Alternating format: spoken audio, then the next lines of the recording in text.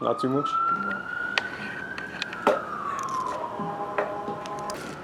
Living in Brooklyn, you like living in Brooklyn? I'm very grateful to be living by the beach. Oh, nice. You go there often? Every day. Cool. That's nice.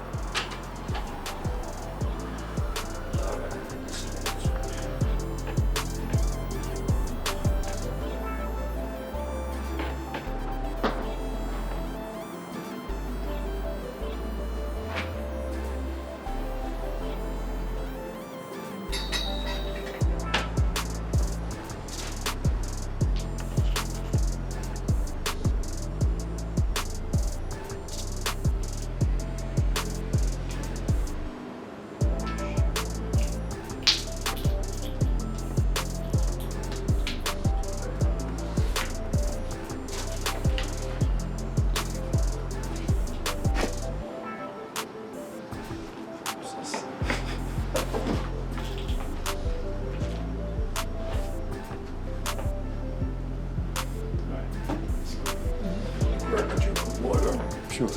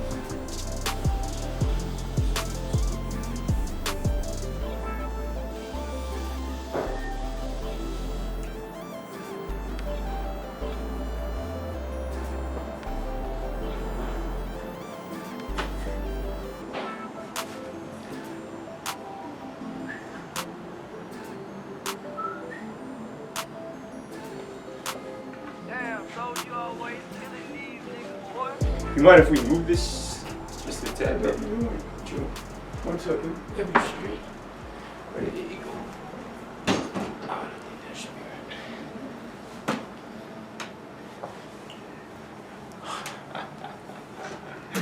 How do you feel? You feel good? Yeah. Alright, let's see.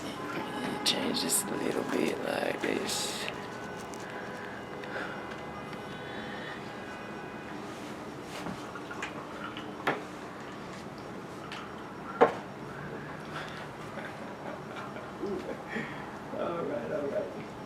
So, what do you think? Any starting off thoughts, questions that you want to ask me, maybe? No, nice to see you. Yeah, you too. When was the last time we met? It was 2018 or 2019, I think. So yeah, it seems like about 3 years ago. That sounds right. All right, so I'll just get into it. Sound good? One of the things I noticed about your book. I think before you get into it, you should just say who you are. Oh yeah, I like to know that. People know me, but they don't know you. They don't need to know me, man. I don't know, who am I what? My parents are Palestinian, blah, blah, blah. I don't know. Well, how do I describe myself? Well, just say how we came to meet and why you wanted to do the interview. Or I'll say why I wanted you to do it. You say how you came to meet, and then I'll say why I thought it would be useful for you to do the interview. Pretty much, I don't even remember his name actually. There's the Walk of Palestine. You know the gentleman who walked geographically for the cause of Palestine? I met him once, but I don't remember his name. It was quite a long time ago. Gotcha, yeah, same here. Okay. Essentially, he said he knew you.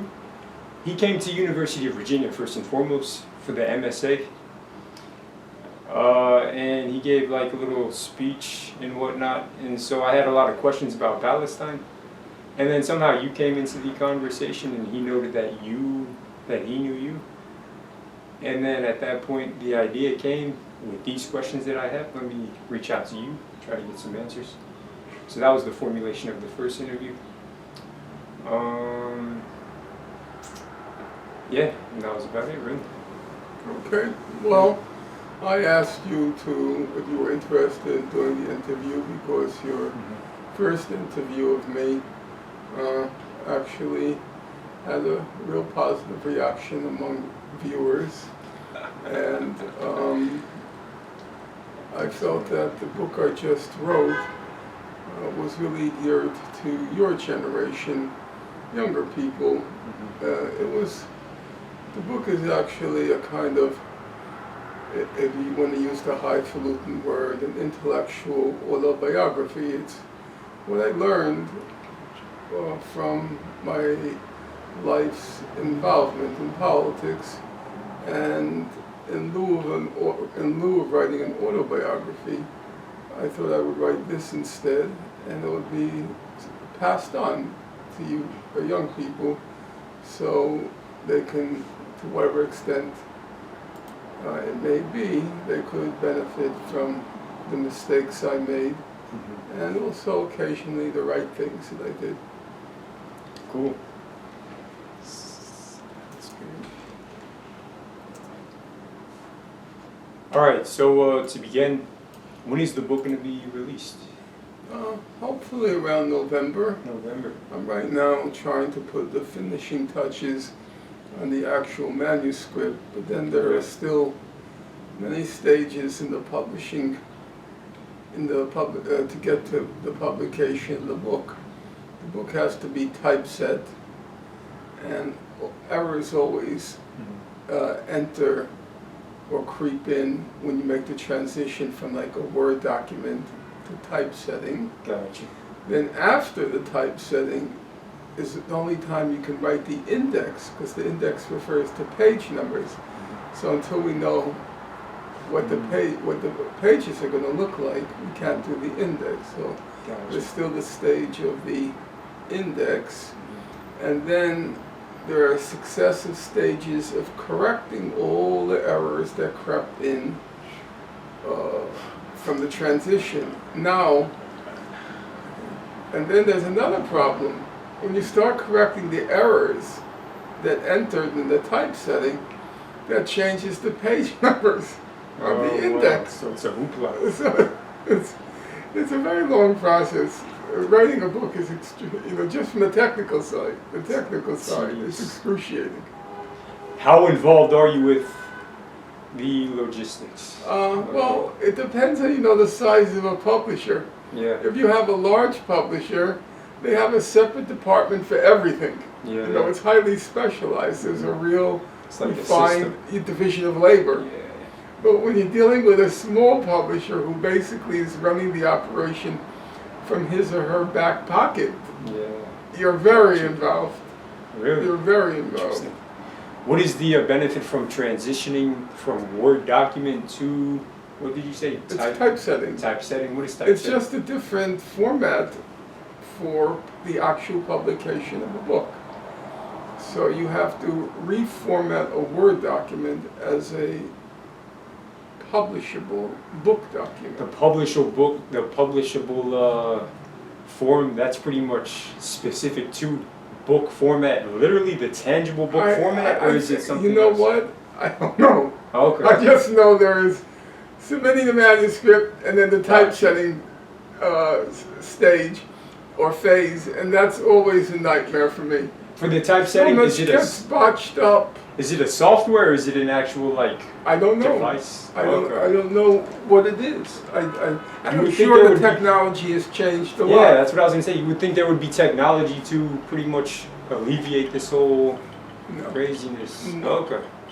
No, there are always errors creeping in.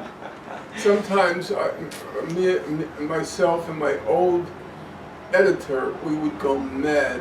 Yeah. I mean, last time I actually said to my publisher, "Forget it. I will hire a typesetter to do the work."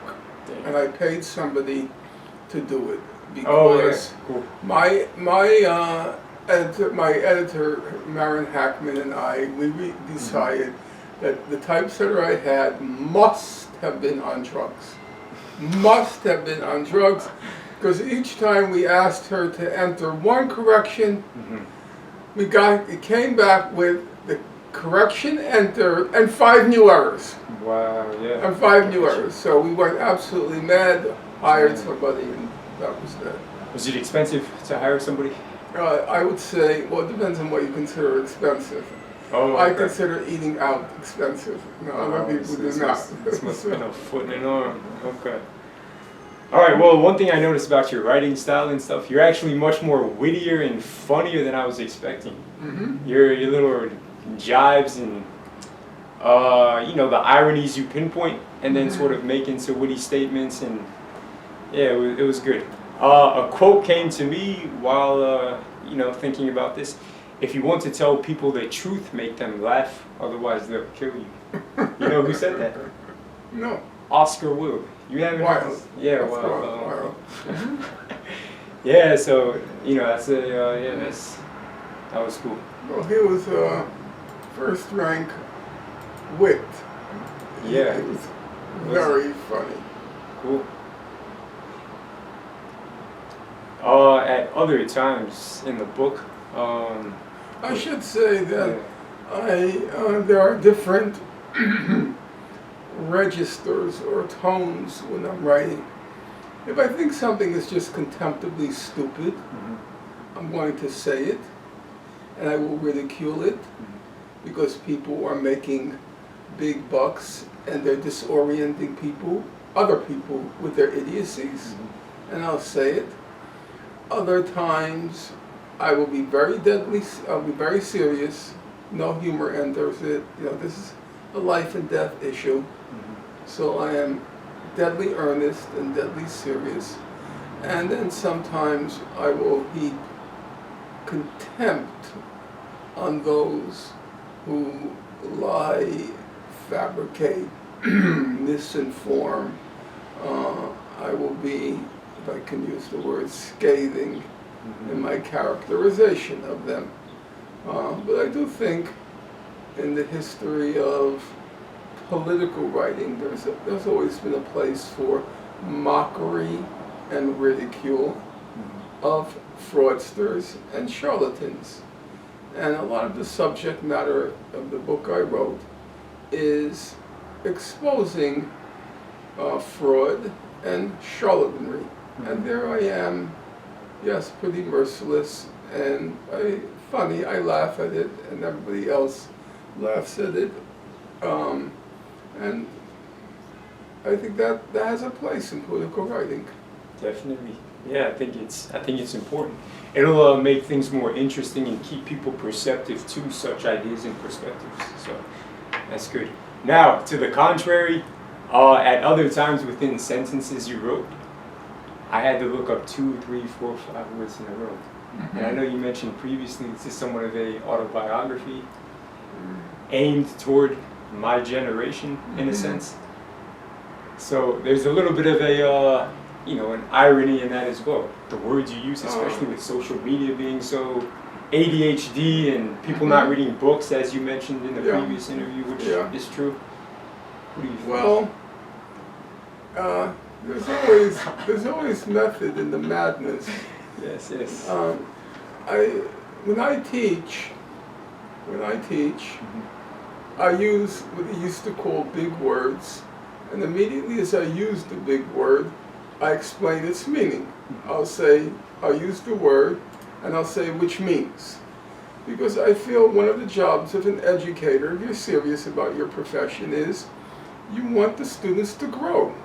You want them to enhance their vocabulary, and you can serve a function. I remember I had a student, his name was Richard Wright. He later became a lawyer. And he said to me that the way I used words in the class, it inspired him to want to become like me. And yes, I think that's a useful function to inspire young people. You know, why did people admire Malcolm X? Why did they admire him? Well, one of the reasons they admired him was his fastidiousness of expression, precision of expression. He never used a curse word. He said a curse word is a poor excuse for bad thinking or weak thinking. So one of the reasons they admired him was his eloquence. And he took great pride in that. So that's one aspect of it that I think you should want to raise the standard and encourage the students to want to raise their own standard. The second thing is the book is in part a accusation against this whole tweet culture. You probably noticed that many of my paragraphs go on for 3 or 4 pages. Yeah, nowadays if you read a newspaper, a paragraph is only 1 sentence. Well, that's not a paragraph, that's a sentence. And I decided to restore the 19th century use of the paragraph. You know, it was my way of saying that I don't like, not because I'm a conservative, but because I think there's a real problem in a culture which confuses a tweet with an argument. A tweet is not an argument. A tweet is at best a statement. At best, a statement. An argument is a very complex thing to cobble together. You have to work through the logic of an argument. You have to look for the holes in the argument and answer them. You have to, in writing an argument, in making an argument, you have to always have the reader in mind. Namely, I know what I want to say, but have I made it clear enough that the reader knows what I want to say?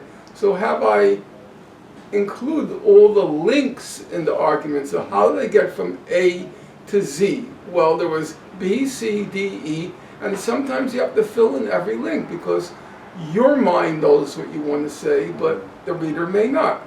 And also, as you fill in the links, you realize, hey, there's a problem with this argument because B does not go to C and C does not go to D. You know. So I think a lot of your culture. I have a correspondent. I won't name him. Every day in my email box, he sends me 10 links to 10 tweets. I'm thinking, is that all he does all day? Look at tweets? Is that intellectually substantial? Tweets are the equivalent of burps. They're not arguments, you know? So the book was a reaction to that. Got you, okay. What is more important for you? The cost of maybe alienating some people intellectually with the big words, sort of indirectly discouraging them from wanting to continue to read the in-depthness of your eloquence? Or is it more so, you wanting to get the message across and maybe even dumb it down to a certain extent? Well, because there's a cost. Yeah, of course. To both That's a sides. very fair question. Yeah. Most people, when they read, they look up 1 out of every 20 or 30 words that they come across that they don't know. You just skip over it, you know? So a reader always has the option of skipping over. Then, you can get to a stage like I'm at now, and if you'll forgive me, I'm just going to get up for 1 second, just to illustrate my point. Sure. Okay.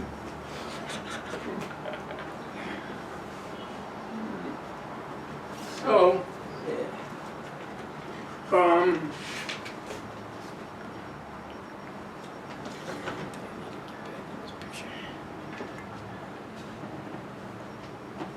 let's see.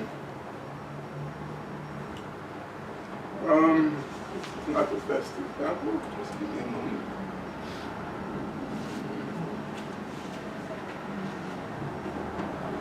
So, recently I started to read Charles Dickens, which I read as a child, but not in decades. And I didn't read Dickens. Dickens is a master storyteller. When you read Dickens, you just really want to know, okay, how is this going to connect with this? How is this going to end? And you really begin to develop a feeling for the characters, and you want to know what happens. You really do. Don't ask me how he does it, but well, he did have, I think he had 8 children, so he must have known how to keep a story going for the kids. Interesting. But I began to read him now at this point in my life because I want to improve my English. And if you'll see, let's say in the back, I make a list of all the new words I learned. And so I actually, rather than skip over the words, that's why I'm reading it. I want to improve my English, even at my ripe old age. All right, let me read some of these words. Aspersus, is that what it is? Yes, aspersus. All right, cumbrous. Limpid, slatternly, seraphic, relict, recumbent, repping, plethoric, breeding I think. Okay, fain, F-A-I-N, fain, mead, M-E-E-D. Interesting. Adjuration. It's adjuration. Oh, adjuration. Scrofulously. Turbid. You get the idea. Interesting. So, a lot of these are antiquated words, though, right? No, absolutely not. No, okay. Absolutely not. So, interesting. Yeah. Wow. Has this given you a new renewal upon your own perspective in life? Has it inspired you for life's sake? What inspired you? The stories, his writing. It deeply saddens me that I, for better or for worse, I invested most of my adult life in the Israel-Palestine conflict, and that meant I spent all of my time reading dry, wooden documents which do nothing to improve your feel for the language. But that was the choice I made. I wish I had forced myself every night to say, Norm, okay, you did your good deed for the cause. Now sit down and read a quality novel. Do you know who did that? I'm not sure if you remember in the book I mentioned it. W.E.B. Du Bois. Gotcha. Du Bois was at his desk doing his work for the cause, but every night before going to sleep, he spent an hour or so reading quality literature, which made him a great stylist. Interesting. Cool. That's a piece of advice for everyone out there. It is yes. Well, as I said, part of the reason I wrote the book was I wanted to pass on what I learned. Yeah. And it was for me, it was telling about Du Bois. Du Bois was a very hard worker. He put in every day 9.5 hours to 10 hours of labor at his desk.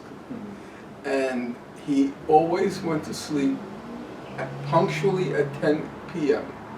If he was attending a meeting or a public gathering, he got up at the appointed hour and walked out because he had to be in bed at 10. And before going to sleep, he always picked up a quality novel or a piece of literature. I wish I had done that. Was there a minimal amount of pages he used to, commit himself to reading? 5 pages, That I don't 10 know. pages? Or? That didn't come up. But you have to recognize that using standards like that are kind of irrelevant. If you read Kant, you'll be very glad if you can get through 5 pages in a week. You know? And if you read Robin DiAngelo or Ibram X. Kendi, you can read their entire works probably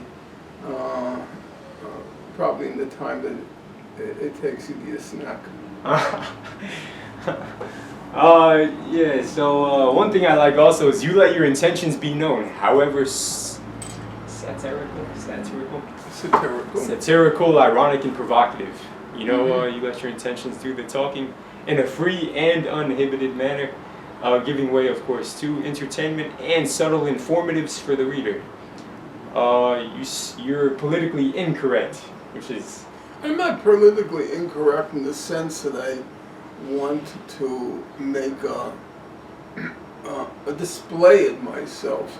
Yeah. I'm politically incorrect in the sense that if something defies reason, defies logic, I'm going to call it out. I don't think males have babies. I'm sorry. That is not a sensible statement in my point of view. I do not believe, as it's now popular to say, that people have babies. No, women have babies. And that's not being, in my view, it's not being politically correct. It's desperately clinging to truth against this or that passing fad. Yeah, it's honest and it's bold, and especially in this day and age, with the people who do have other beliefs, such as the ones countering what you just mentioned, it kind of indirectly tells them to, you know, shut the F up in many ways, in an intellectual and logical and reasonable way. I'm not going to shut anyone up, but you're not going to shut me up. Yeah. You know, I'm not going to tolerate stupidity. Now, you can say every stupid thing you want. That's your business. But if you think I'm going to abide by it, if you think I'm going to accept it, if you think I'm going to be browbeaten into aping your idiocy, well, you're barking up the wrong tree. It's not going to happen. Did the Israel-Palestine issue teach you to be very sort of strong and meticulous in such ways, or is this a part of your character naturally in your upbringing? Well, I grew up in a peculiar home. My parents were recent immigrants from Europe, and they never really assimilated to the United States, and they never wanted to. They had no desire to become Americanized. And so our family always stuck out like a sore thumb in the neighborhood where I was growing up, where it's mostly second-generation American Jews who wanted very much to assimilate. And my parents' views were very odd. They both absolutely loved Stalin. You couldn't say a single negative thing about Stalin in my home. It was impossible. You know, you couldn't criticize Stalin. Which, as you can imagine, for a young Jew growing up in the 1960s, to be a faithful adherent of Joseph Stalin was kind of nutty.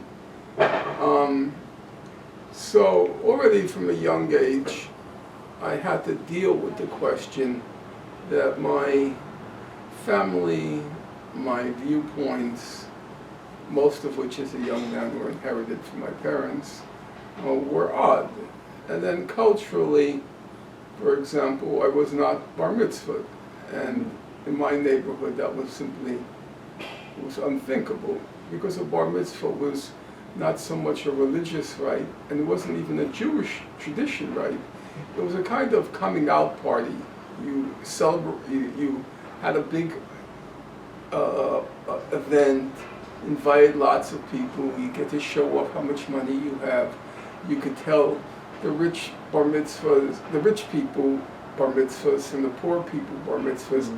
In a rich person's bar mitzvah, they would have a match case with an initial on it, you know, or the size of the room, or the number of couples who were invited.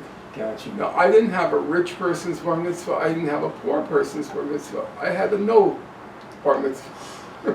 How about the quality of the food? Was the quality of the food different? You know, as well, I don't or is it recall. I don't recall that as being a something that indicator stood out? of something that stood out. Okay. No, I like how also you, like I told you, it's a bit of a slow start at first. Just my personal opinion, because I'm not too much into history and background. But yeah, it sheds a lot of great light on the history and context of cancel culture in general. And so yeah, we'll get into that as well. Anyways, all right, let me continue going on maybe to the more pertinent questions here. It's also interesting, you know, your book, I viewed it as sort of like an inverse guide for how activism works best, and the logic and reasoning and cues behind such progressive advancements, making concrete steps toward change. In that sense, it's a historical book, providing perennial tenets of rationale and pragmatism toward the idealism required for headway change, in a sense. So yeah, all right. Let's see. Another thing. Okay, have you heard the term mansplaining? You know what mansplaining is? So some of it, you know, some of it was tough to read because the semantics. You really delve into the semantics of certain language and certain words and contexts. You know, I got lost and confused amidst.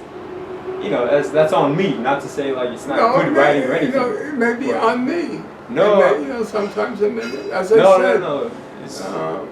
But no, it was. Yeah, it's.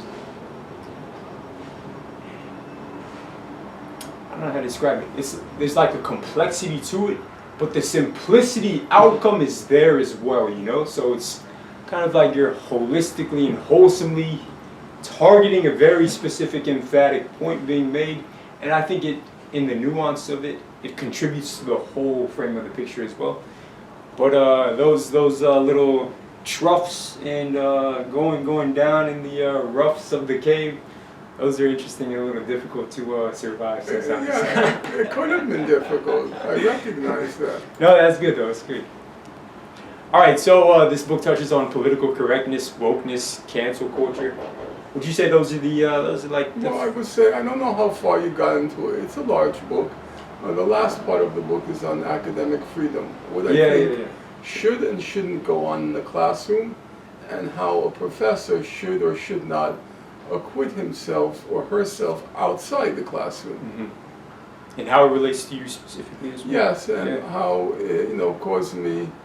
I wanted to look back on what happened to me, and to try to be objective.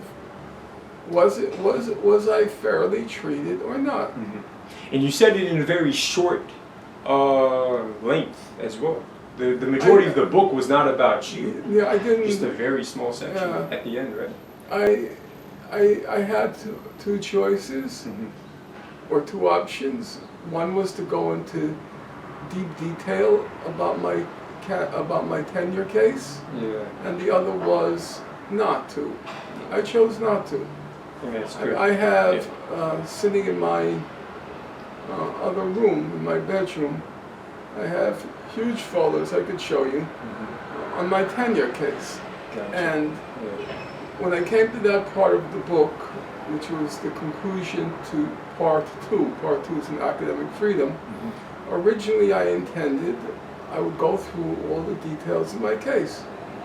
And I pulled down the folders. And I started looking at it. It was very painful to read. And I thought to myself, number one, physically, can I do this? I was very doubtful. And number two, does anyone really care about what this non-entity professor at this non-entity institution did to me, or that professor, this or that professor? I said, you know what? I worked hard in this book. I tried to raise the level of discussion of these issues to a higher level. Am I now going to drag the whole thing down by dragging my book through the mud of my tenure case? I decided not to. So what I did, as I suspect you know, is I simply stated what I reproduced in full, the letter by the president of DePaul University, and then I reproduced the, as it were, reply of one of the top scholars in the field who couldn't be accused of being my political partisan because he's a conservative Republican. Gotcha, yeah. And then I said, basically let the reader decide. Yeah, no, I think that was very good. You made it a bit more universalistic, which isn't always good per se, but I think in this instance it is. In art and music, you probably want to be more detail-oriented, so listeners can be more relatable. But the way you did it, it's almost as if you threw a fishing hook, the bait, and now anybody who is really interested in this, they can come in and delve into your background more.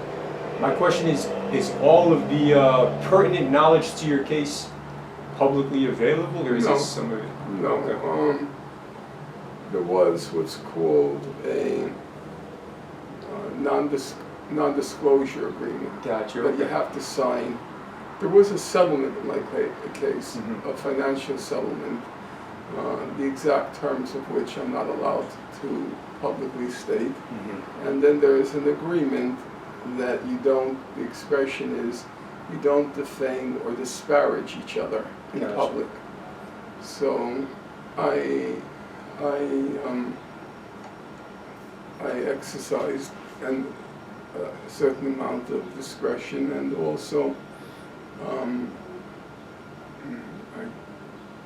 didn't want to go through it. The non-disclosed information that shall forever remain reserved and secret, is it very potent information, or is it just semantics and going through the process? Maybe, I don't know if you're allowed to talk on it.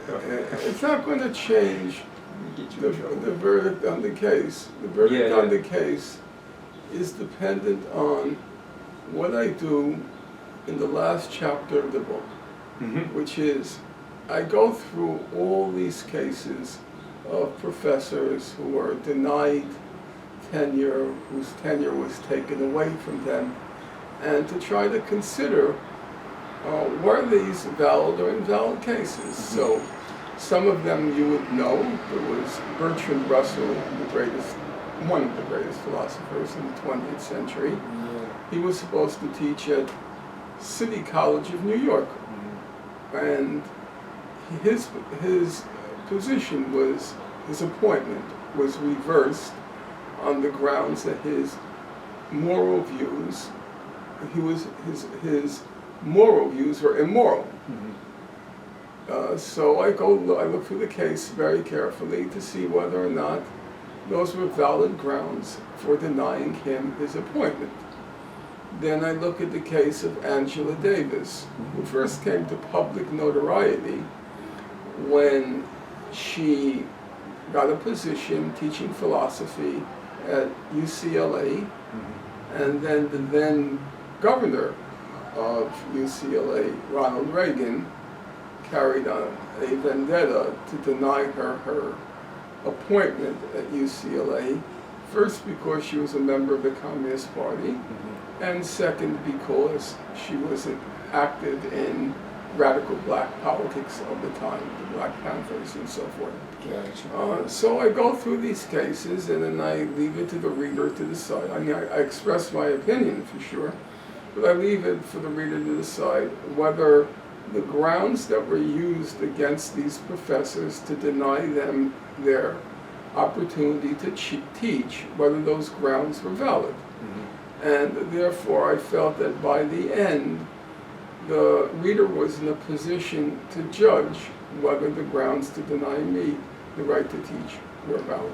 Beyond the judgment though, the non-disclosed information and knowledge therein, does it contribute to a person studying and actually understanding the process more in depth so that they can then counter the means by which such things occur? Really, because why would it be non-disclosed to begin with? It's kind of like, what is the value in the non-disclosure that's not being Listen, let me tell you something. Sorry, Henry Kissinger said one thing in his life which was probably true. He said, the battles in academia are so vicious because the stakes are so puny. And if you go through any tenure case, they're always so ugly. They're so stupid, you know. The investment of time and energy in these appointments, most of the professors are complete non-entities. They wrote their doctoral dissertations in the most meaningless, ephemeral, minute subject matter. But they have such high opinions of themselves. You know, everybody loves to exercise power. So you get to exercise power over the tenure candidate. Yeah, gotcha. There's nothing very interesting in it. Sounds good. I see the book, The Inquisition of Bertrand Russell. So you've been looking into Bertrand Russell. I see that. That's cool. Good stuff. All right. Moving on. Let's see. All right, so cancel culture. Turning a person into a non-person. That's what you're saying in the book. It's the exercise of state power to silence critics, real or imagined, and its originations. And then you reference McCarthyism. The canceling could be literal, as in the electrocution of alleged atomic spies, or the erasure of a person, as in the removal of a Paul Robeson name from record books. In its most common form, however, it's the blacklisting. And then you mentioned the witch hunt, Angela Davis, etc., etc. And it's as old as culture itself. Would you say cancel culture is the canceling of culture? Well, first of all, I want to clarify that cancel culture takes different forms, and we should be sensitive to the differences. Sometimes it's the state that exercises power. Sometimes it's what sometimes are called civil society institutions or non-statist institutions. That could be a university, it could be a publisher. It's a kind of concerted, non-state effort to place limits on what you can say and who can say it. I think current cancel culture, it certainly has the backing of the Democratic Party, that's for certain. But mostly it's in, so to speak, private institutions, but also public ones like a city university or a state university, where there are attempts made, I feel, to rigidify thinking and to impose thoughts which, or I should say, to impose them rather than to persuade and to argue. It's the use of censorship and threats of retribution rather than persuasion. Got you. Yeah. All right. That definitely leads down the avenue of authoritarianism and things of that nature when it propagates to its fullest extent. I could wake up to it's trouble now. The lunch hour must be over. Yeah, sounds good. Any ideas of closing the window? I don't think it's gonna help. Yeah, lunch hour is over. Sounds good. Okay. Okay. Do you want me to try closing the window? Oh yeah, if you can. Yeah.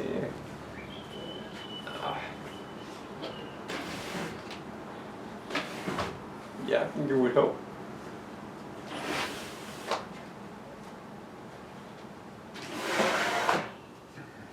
Okay. Cool. Okay.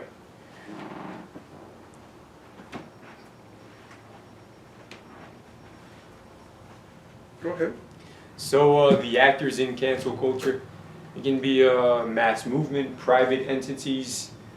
When governments cancel people, that's tyranny, obviously. In America specifically, has the government played any role in cancel culture, in propagating it? there are all sorts of conflicts that arise between the aspirations of cancel culture versus government-protected rights of free speech, Yeah. and how those two interact. Mm-hmm. So I would say that in general, Mm-hmm. the courts have not been sympathetic to attempts to curb free speech. So once it gets to the courts, the cancel culture has had problems in trying to impose its will. But mostly I think it's not government inspired, at least the kinds of cancel culture that exist right now. The leftists and liberals do much of the canceling against others, right? That's kind of... Yeah, I would say, look, censorship goes on all the time. Mm-hmm. That's the way our... Is that going to be a problem? That's fine. Okay. Censorship goes on all the time. It takes various forms. Yeah. I think the problem now, in my view, is that the left, or what's called the left, Mm-hmm. has appropriated the tactics of I won't call it intellectual repression, of speech repression, which the left has for a long time championed the right of free speech, because otherwise most people on the left would end up in jail or they end up deported. Mm-hmm. So they were the chief proponents of free speech. Yeah. And now they've become a chief proponent of censorship. Yes. So for example, all the attempts now being made to censor the social media. Mm-hmm. And liberals and leftists have been in the forefront of the attempts to censor the social media. Have there been attempts to pass legislation? Because you said the government so far has done a good job. Yeah, there have been attempts. There have been a lot of attempts to pass legislation curbing criticism of Israel. Mm-hmm. That's been a very popular, very popular among some groups of people to declare BDS anti-Semitic, mm-hmm. and to try to limit the speech. But there's all sorts of other battles being fought between, on the one hand, those who still regard the freedom of speech or the First Amendment, mm-hmm. as a foundation stone of not so much our society, but a foundation stone of trying to find truth. Mm-hmm. That you can't find truth if you manufacture consent. Yeah. Well, you can't find truth if you suppress everybody who agrees with you, disagrees with you. How do you know what truth is? Yeah. If you make a statement, and I say to you, well, that statement is false, mm-hmm. your immediate reaction is going to be, really, prove me wrong. Mm-hmm. That's how you establish the truth. You make an assertion, and then if somebody else assessed or questions your assertion, mm-hmm. your reply is, prove me wrong. Mm-hmm. What if your reply would be, shut up? Would that be an honest search for truth if your reply was shut up? Sounds like the Middle East. So I'm saying that what any 2-year-old knows, that if you really are committed to the truthfulness of your statement, you have to allow those who disagree with you to challenge you, and then you have the obligation, if you're committed to truth, to answer the challenge to your truth.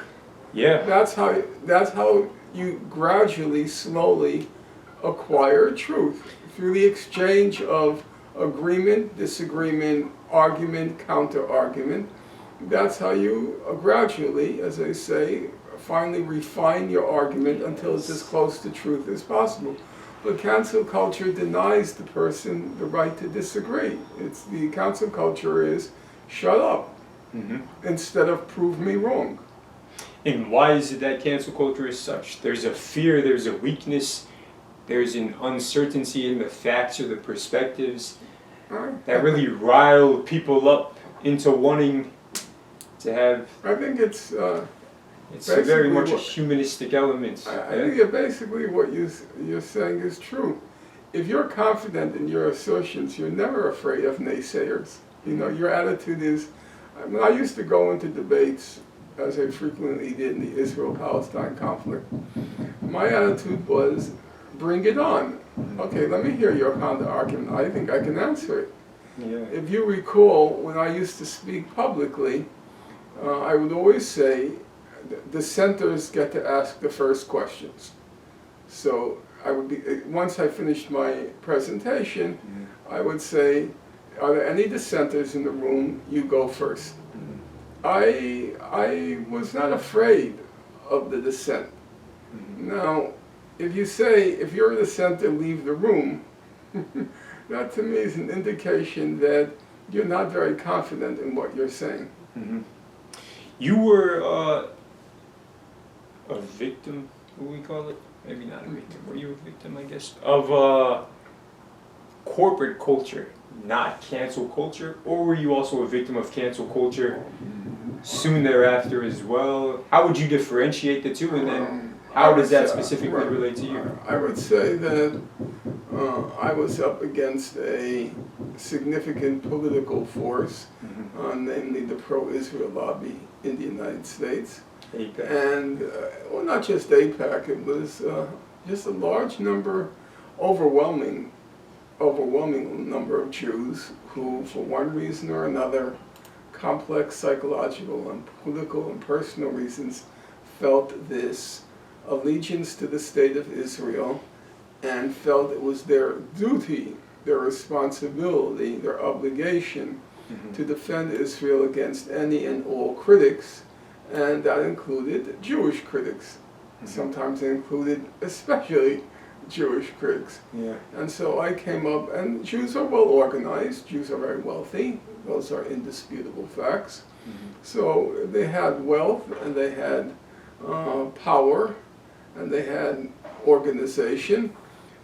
They were able to eventually dislodge me or cancel me. But it's also true to say, you know, just in the case of this book I just wrote, I did, as most writers do, they send out a lot of copies to other people to read, to get comment, and also I submitted it to many publishers. And the reaction was very hostile. Gotcha. But I have to say, it was hostile, it was a generational hostility. Those from my age cohort did not like the book at all. There are a few exceptions, but I think as a broad generalization, they didn't like it. People from your generation, they're much more laid back. They're willing to argue, they're willing to discuss, I think, in a much more calm way. And so the reaction from your generation has been basically positive. For example, now on the web, it's only young people, your generation, who will interview me. I've been on a few times with Brianna Joy Gray, who I like very much. And for example, in the last discussions I had with her were on the issue of abortion, because it's timely, obviously. And it was feisty, but it was calm, respectful. But try talking to a person my generation about the issue, a person on the left. I mean, they wanted to throttle me. They wanted to throttle me. Your generation would be more toward the spectrum of religious ideology, whereas this new generation is more so agnostic and toward a new age way of thinking, or is it? each generation has what you might call its litmus tests. And in my generation, if you were pro or anti-abortion, it decided whether you were a liberal radical or reactionary conservative. Got you. Wow. And I was part of that, but now I've had a chance to reflect on it more, read on it more, and I came to an independent conclusions on it. But I think there's unwillingness to, there's a certain unwillingness on the part of what's called the left or the liberal left to think freely, and that unwillingness has been exacerbated by cancel culture, and a tendency to want to call anyone who disagrees with you a reactionary or a conservative or backward. You know this fellow Bill Maher, he has this kind of dripping contempt for anybody who harbors religious beliefs, and this and it's in that respect there's a large overlap between, even though Bill Maher is very anti-cancel culture and anti-PC, there's this kind of secular contempt for people who harbor religious beliefs and to just assume they're backward. So if you support, if you oppose abortion, you must be a Catholic, and you must be a primitive, backward, rural, hick, Southern Catholic, you know. And it's always dripping with contempt, as if it's impossible that, yes, your belief is informed by your Catholicism, but maybe there are some positive things in Catholicism. The fact that somebody is religious doesn't mean that each and every viewpoint of theirs is backward. I don't see that. And what would be the desire for someone such as a Bill Maher? How do you view him wishing the world to evolve toward, would you say? Because what you say about diversity and this and that, diversity in and of itself is, it's the specifics of diversity that create unity itself, right? Unity would be everyone expressing their own unique individualism, and therefore the whole picture of humanity, each spectacle person being their fullest selves, contributes to the whole picture itself. Yeah, Whereas this gentleman here, you know, he's kind of stereotyping in a sense, labeling, packaging certain folks in certain ways. Does he maybe not realize that that is kind of, you know, going against maybe his own desires or wishes or wants of how he should be acting to create the future? As Gandhi said, you know, be the change that you want to be in the world. Maybe people should be a little bit more open-minded and nuanced, so that if they do want unity, you know, utopia, whatever you want to call it, they would think in such ways as well. Does that make sense? Yes, actually. That was a good philosophy. No, actually, there's the way you put it is that each person in the development of his or her personality will, the more he or she develops his or her own individuality, the more, this is I'll quote now John Stuart Mill, the more valuable they become to themselves, and also the more valuable they become to others. Yeah.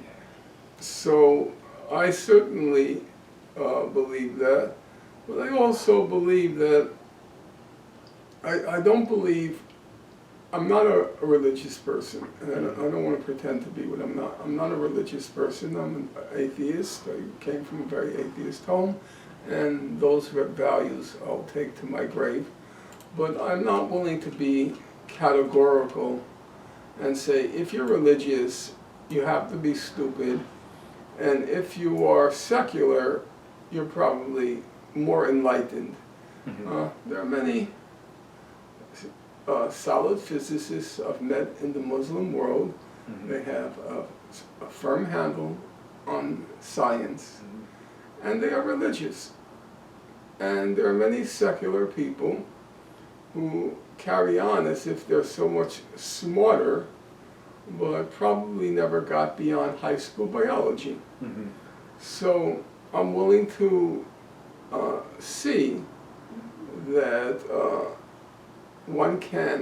people have been able to reconcile their religious view with their commitment to truth, science, and so forth, and that secularism has its faults, it has its limits, tends to be very hedonistic, tends to be very individualistic, it tends to resolve everything ultimately down to me and my navel. I think that's a lot of secularism. So, whereas religious people, they do tend to have a commitment to an ethical ideal, which I don't see in secular people. So, I'm willing to see good and bad in religious people and in secular people. So moderacy in the middle way then is the way to prize truth in certain regards. I would say a certain amount of humility. Don't be so certain that your way is the right way just because it's not religious. Yeah, a certain humility is in order, and also a recognition that you can find good and bad in religion as well as in secular culture. Yeah, just like being open-minded to both sides, the left side, the right side, upwards, downwards, all I think you should apply the same standard across the board. You're looking for truth, you're looking for justice, and you shouldn't be so confident that truth and justice are a monopoly of either religious people or of secular people. There was something else I wanted to say, but it slipped my damn mind. Alright, no worries. In terms of Hold on for 1 second, let's see if we can open the window. Maybe. Oh yeah, sure. You don't have a fan? No. Why not? What do you mean? Come on, man. That's settlement money. Come on, man. Buy a fan, man. That's settlement money.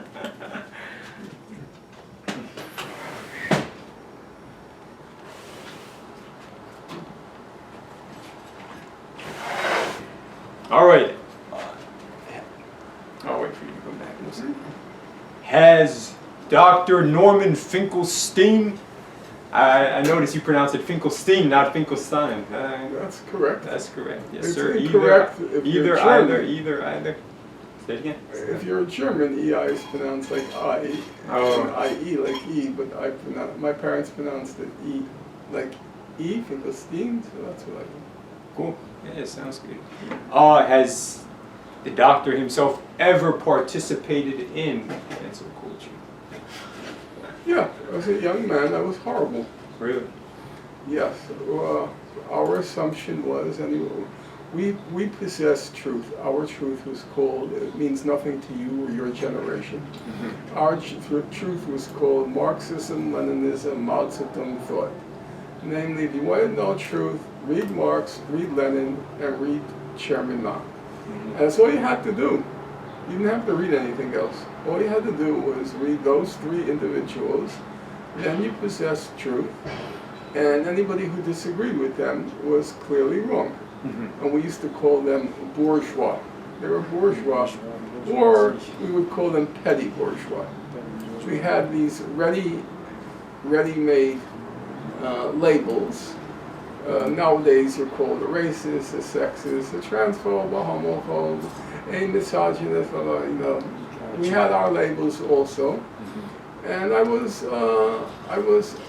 totally immersed in that cancel culture. The difference was, you know, we had no power. Oh, gosh. Who cared about Maoists, you know, outside if you were a Maoist? So we had no actual, we caused no actual harm to anyone because we were nutty leftists. We were just a cult, you know. Okay. So, how much does that justify it, though? It doesn't, no, it's an embarrassment to me. Sure, okay. But I'm glad I don't have buried in my closet skeletons of people whose lives I destroyed. I didn't destroy anyone's life. The only one's life was destroyed was mine. First of all, by being an idiot as a young man, and then later, as I think I got progressively more clear-headed, then I paid the price. I think it's fair to say. But I didn't. We were too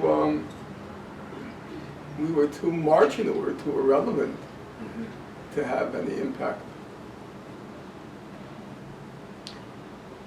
What got you to shift your position? To think differently? To evolve? Well, what was it? It was very simple. Yeah. After Mao Zedong died in China, the whole thing was reversed.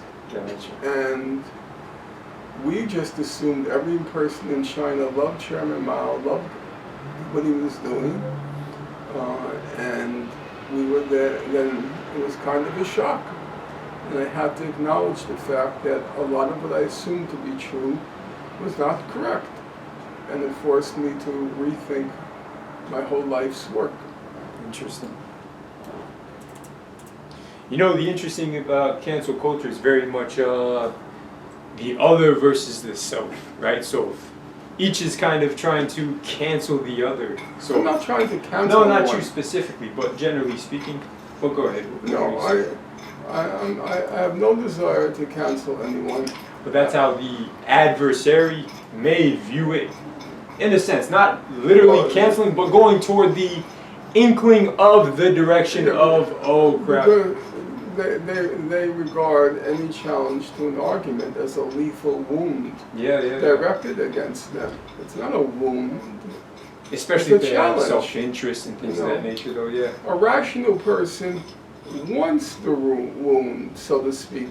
As I said, if you make an assertion, I disagree with you, your response rationally is, prove me wrong. Yes, yes. Not shut up. Unfortunately, though, what drives a lot of cancel culture and society in general is not the truth. Yeah, I think that's correct. I think a lot of it is imposed whim. This is what, the world according to me, and now you have to, because I'm a person of color, or because I'm a person of this sexual orientation, because that's how I view the world, then you are obliged to view it through my eyes. And I don't accept that. Yes. I don't think I have that obligation. Do I have an obligation to respect you? Yes. If Danny DeVito thinks he belongs on the New York Knicks, he has the right to that belief, but am I obliged to say, sure, Danny, you are prime NBA material? No, I don't feel I'm obliged to say that. Well, I mean, what about his brother, though, Arnold Schwarzenegger? You would give him a chance, wouldn't you? I don't know his brother. Twins, you know the movie Twins? I didn't see that. I didn't see it. You were reading books. What comes first? Political correctness, wokeness, cancel culture, academic freedom? Does one or the other precede the others? How does the formulation of it the truth manifest? was, I was having a little bit of difficulty making out a clear-cut distinction between political correctness and cancel culture, because there's and also they all became infused with identity politics. Yeah. So it was hard to contextualize it.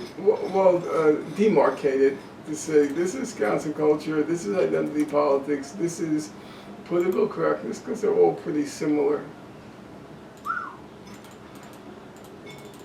How did the formulation of society, American society or American governance, comes from Greece, right? For the most part, the Greeks.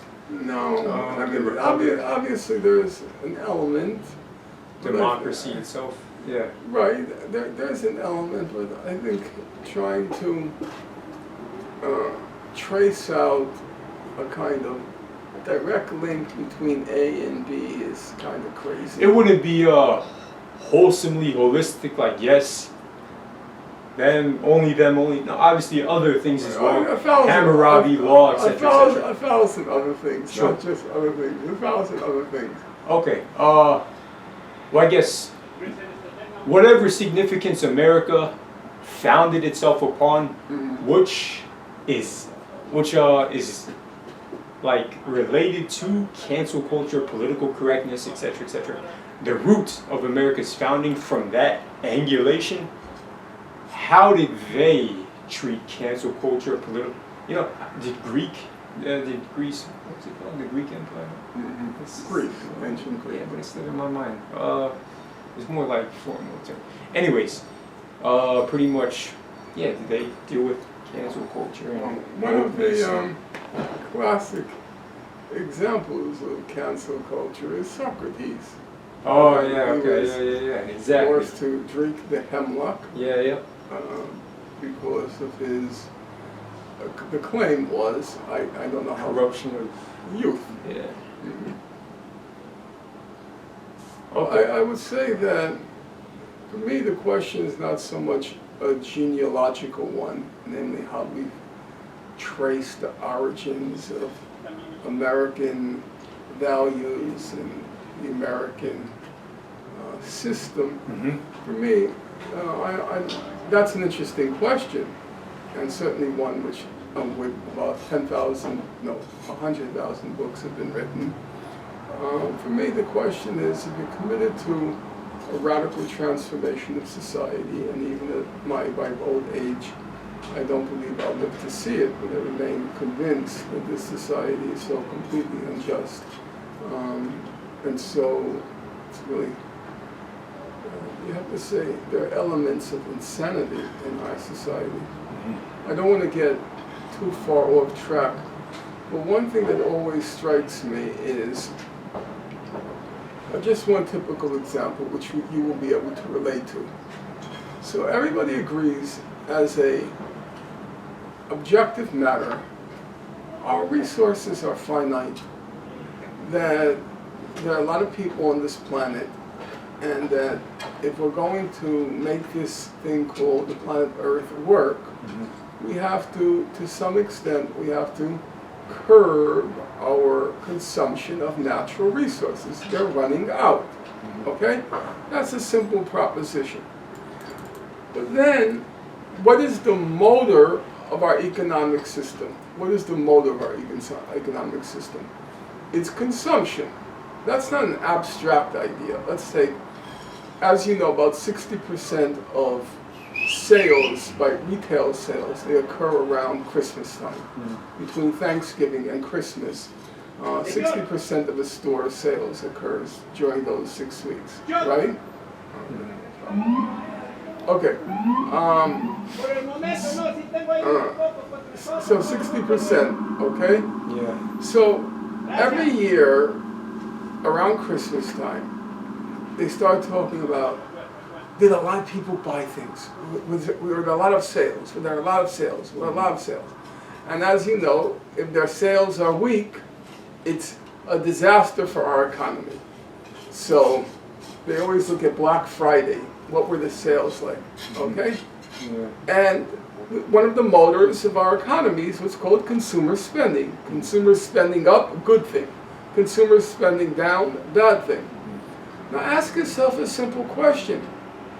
If the Earth's resources are finite, if they're finite, then if sales are low, that should be a good thing.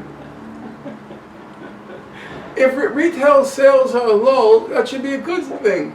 If consumer spending is low, that should be a good thing. The point being, there's simply a fundamental contradiction between the motor force of our economy, consumer spending, sales, and the objective fact that our resources are finite. Yeah. You should be happy. Fewer people bought cars, fewer people bought refrigerators, fewer people bought all of these items which are exhausting our planet's resources or causing pollution in our planet. So, man, yeah, that doesn't sound like abundance to me, Mr. Finkelstein. So, no, I'm just kidding. so, Yeah, I got you. right. So, in order to radically transform our society, we need to be clear-headed about A, the nature of the problems we face, B, the goals that we aspire to, and C, what's the best way to organize in order to achieve the goals to which we aspire. And that requires clear-headedness, rational thought, clear-headedness and rational thought. And the cancel culture, it requires truth. Clear-headedness is just another word for truth. Clear thinking, rational thinking, truth. And the cancel culture wants to impose certain opinions without testing the validity of those opinions through free and open discussion. Well, I think a lot of cancel culture would agree, the cancel culturists would agree with you in this perspective that, you know, we need to kind of not be so capitalistic, not be so consumeristic, etc. Consumerist, etc., etc. Right? Probably. It's more so the ideological belief systems of social structures, more interpersonal I agree with that. rapport, I relations. agree with that, except for one thing. The cultural elements of a desirable future have in large part displaced the material ones. What does that mean in practice? Bernie Sanders, he put forth a pretty practical program for how to achieve a certain degree of justice in our society. Tax the wealthy. Public works program for those who don't have jobs. Cancel student debt. Medicare for all. A very practical program. Yeah. What happened as he advanced this program? What happened was all of the politically correct cancel culture people began to attack Bernie. Bernie's weak on race. Bernie's weak on sex. It's Bernie bros. Bernie doesn't support reparations. The whole of cancel culture combined to defeat Bernie. And that to me was a very telling moment. It told me cancel culture is not progressive at all. It told me identity politics is not progressive at all. These are just weapons of the Democratic Party, the purpose of which is to derail, to stop in its track any radical transformation of our society. That's the purpose it serves. It has nothing to do with justice. It has nothing to do with equality. Its purpose is to derail, distract, deviate from a just, a society, at least at the material level, which would be more just than the one we had. And that include everybody, include Angela Davis, include Ta-Nehisi Coates. All of them were, all the icons of cancel culture, they were the ones who were attacking Bernie Sanders. Is cancel culture ever positive in your opinion? Are there any positives that can come out of cancel culture? Any good? Nothing positive can come from trying to repress the free exchange of ideas. I don't think anything positive can come of that. You could say some decent people were involved, but it easily becomes corrupted in our society. So let's just be concrete. I hate speaking in abstractions because it's not very useful. The Black Lives Matter movement, it started out as a very positive movement. I was the oldest one by far, in any of the demonstrations for a simple reason. Well, there were two reasons. The main reason was obvious, was COVID. When the Black Lives Matter demonstrations began, you couldn't see a person over 30 in the demonstrations. You really couldn't. I mean, I was there every night. I went to the ones at Barclays Center in Brooklyn, down by Atlantic Avenue in Brooklyn. They would meet every night. I was there every night until it became quite obvious, like the kind of unofficial organizers, are you back again? No. And I said, yeah, I'm coming every night, you know. Originally, the original impetus, it was positive. And there was real potential in it.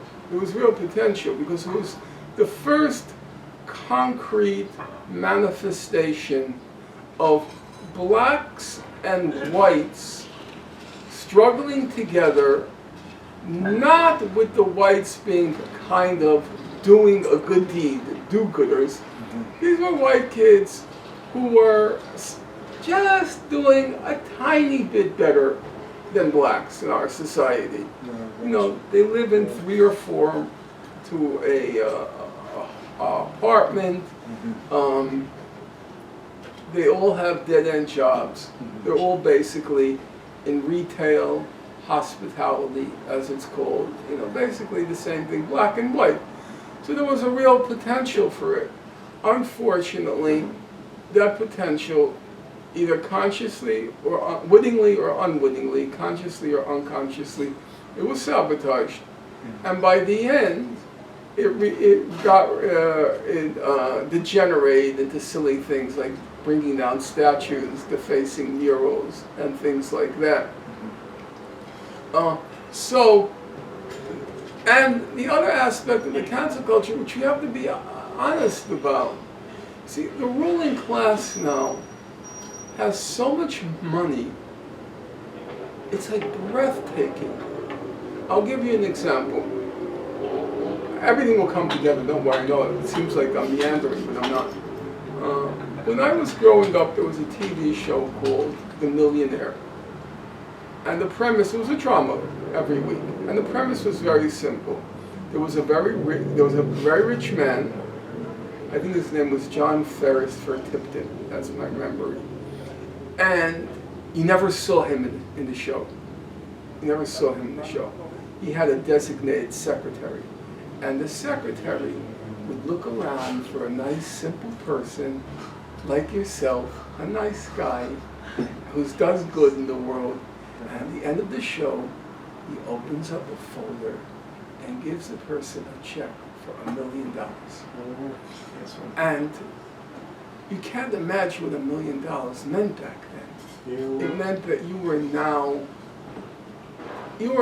secure. No, more than secure. You were living in paradise. You were in paradise. So now, take a person like Jeff Bezos. Jeff Bezos,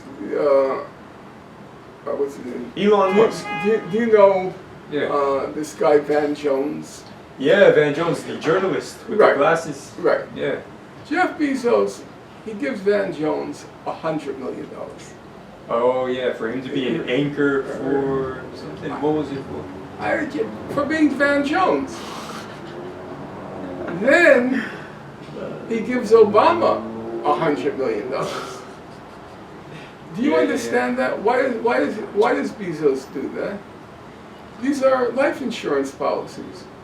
Bezos knows at some point Amazon workers are going to start organizing. Gotcha. So he wants to line up his ducks. Do you think now Obama will criticize Bezos if there's an Amazon strike?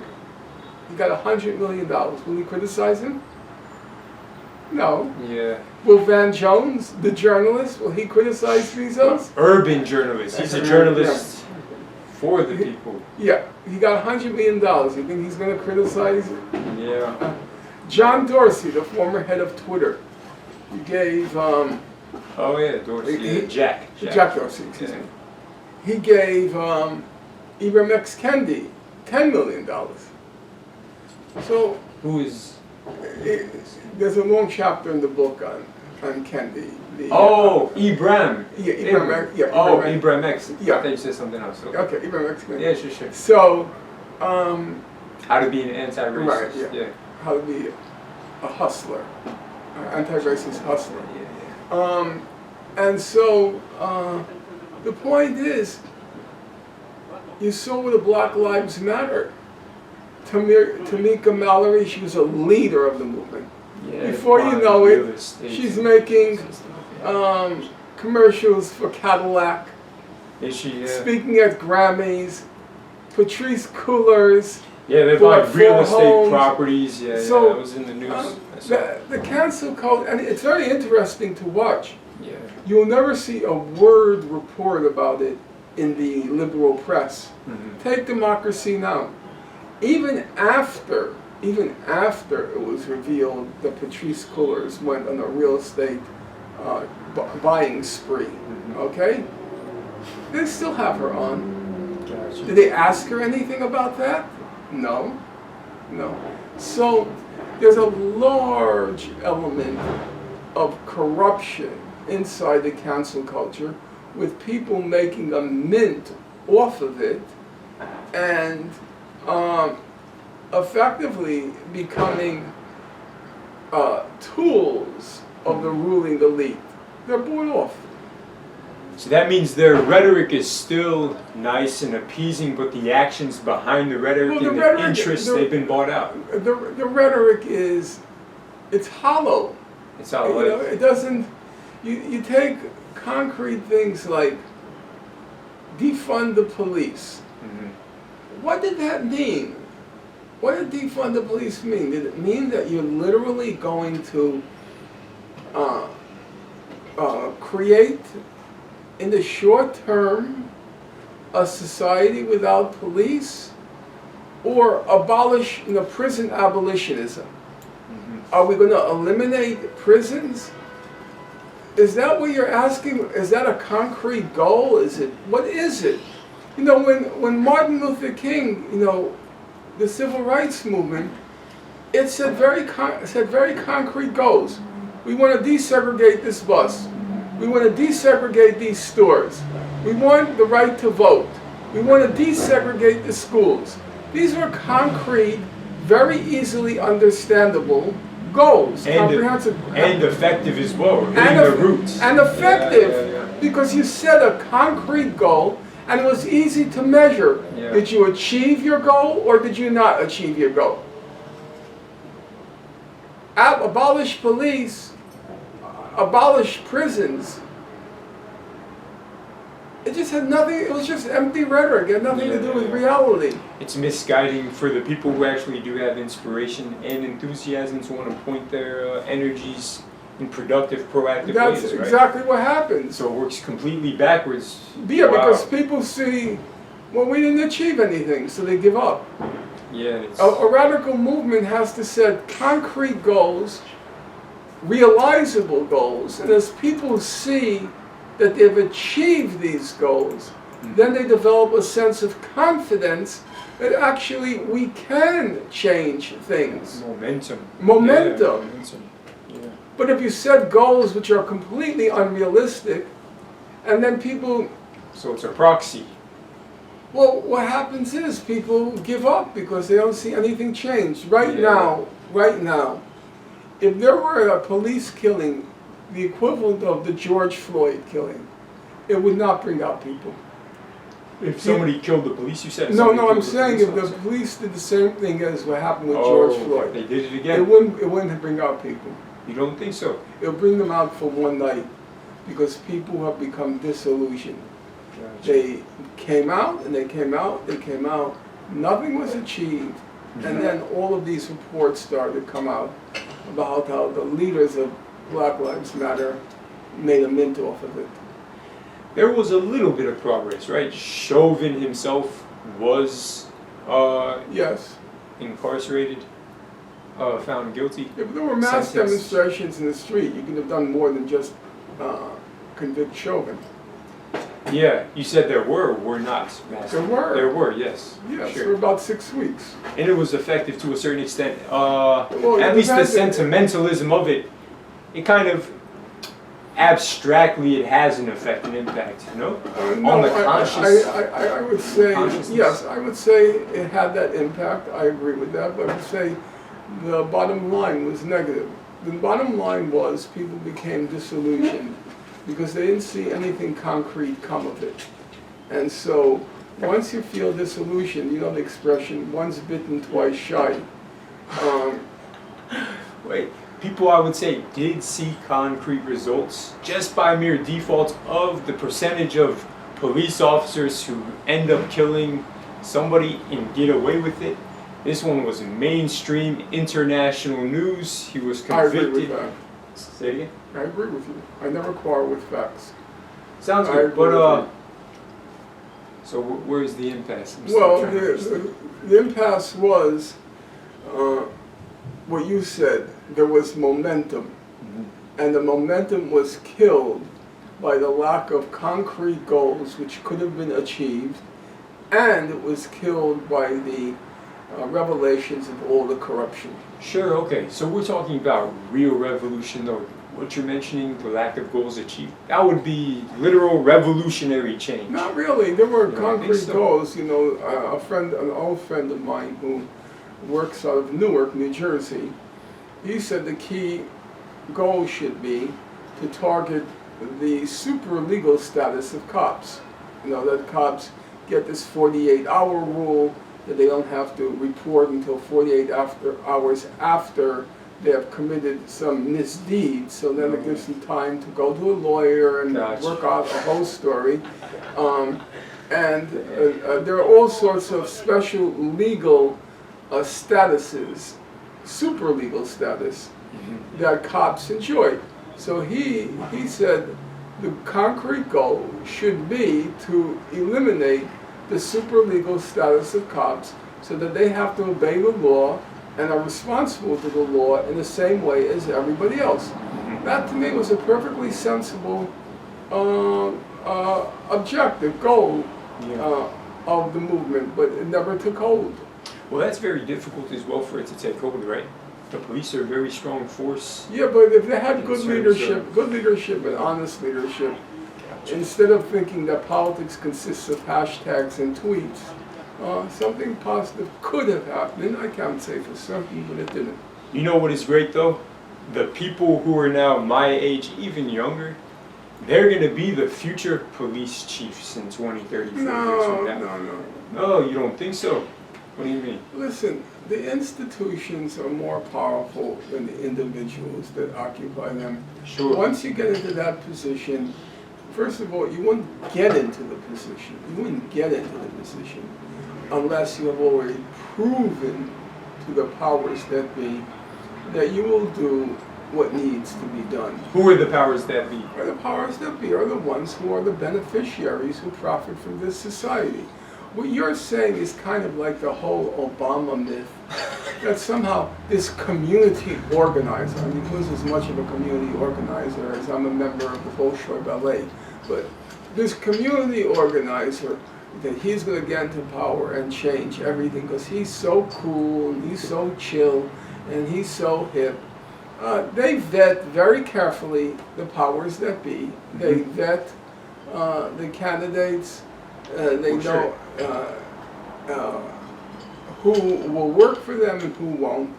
And once they get into office, they know exactly what they have to do. And of course, Obama, everybody he chose in his cabinet, whether it was Larry Summers, who was in the who was in the Bill Clinton cabinet, Timothy Geithner, Robert Gates, who was the Secretary of Defense for Bush. He chose all these very safe people who were going to do exactly what the ruling elites wanted them and him to do. So this idea that your generation is going to occupy these positions and they're going to change everything, no, they're not going to change anything. Is change possible? Does change happen in America? Yeah, what we have to do is, and we're rational, we go back in history and we look at those points in time. So it is possible, right? Yeah, I think Things the evolve naturally. And we get with women's rights, right, civil rights, ending slavery, yeah, all sorts of stuff. I don't even know. I should know this stuff, but I don't. But those are the main ones. The point being, though, is that it takes time. It's slow and it has to be fought for. Well, Good has to be fought for. So it does take time. Frederick Douglass famously said, "Power never concedes anything without a demand. It never has. It never will." Sure. So it's going to be a long struggle. It always is. Mm-hmm. The challenge is, as I like to tell people, everyone makes mistakes in life. There's no getting around that. The challenge is to learn from the mistakes. Mm-hmm. There are those who, you make an error, you sit down and you deeply reflect, what is the lesson to be learned from that mistake?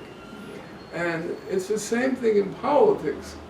Errors, of course, occur, but the important thing is to learn from the mistakes, to analyze them. And that was one of the purposes behind writing this book, to say, look, I'm coming to the end of my life. I experienced, I would say, quite a lot. And this is my assessment. This is what I learned from my experiences.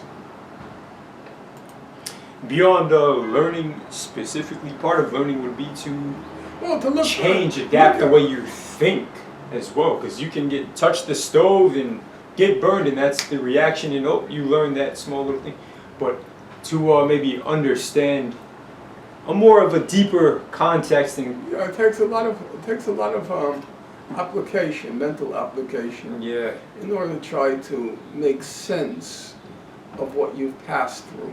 And this is why I come back to the point of some of you throwing the fishing rod out there, folks looking into then your case who do want to get into the specifics.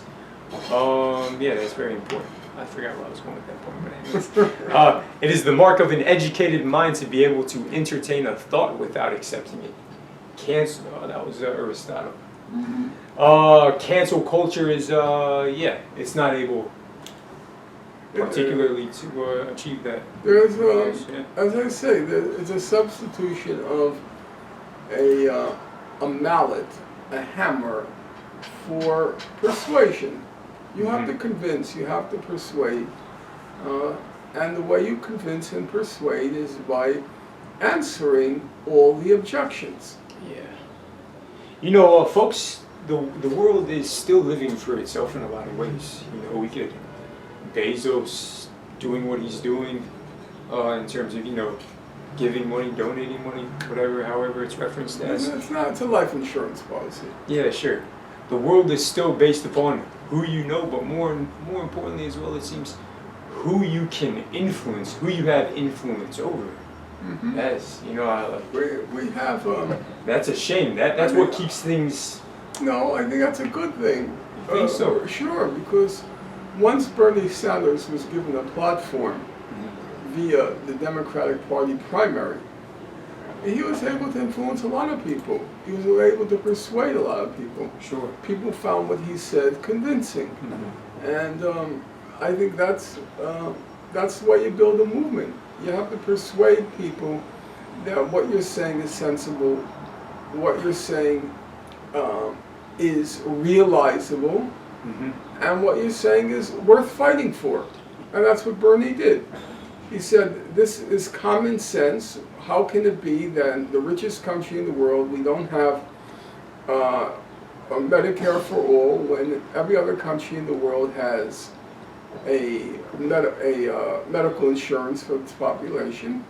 Then he said it was realizable. Look at Scandinavia, look at this country, look at that country. And then he said we have to organize together. And this is how we organize. That was a very positive message. But there will always be that aspect of sellouts, right? Yes, and I say, in my opinion, it's a particularly difficult problem now. Because the ruling elites have so much money. They have so much money. I mean, you're a nice guy, could you resist if Bezos gave you $100 million? Could you resist it? Do you have a cell phone? You don't have a cell phone. Buddy, we were born without a cell phone. So you will live and die without one. What? That's not a bad thing, How man. did this It's a woman desert distraction. you? Oh, yeah, it's alright. Yeah. No, it's fine. Should I call? Let's The go. thing is, I would say, tell her to, I'll talk to her to come over, but it's too late now. Yeah, it is. Yeah, that's true. Let's call her. What? Let's call her. What's up? My name is Dean.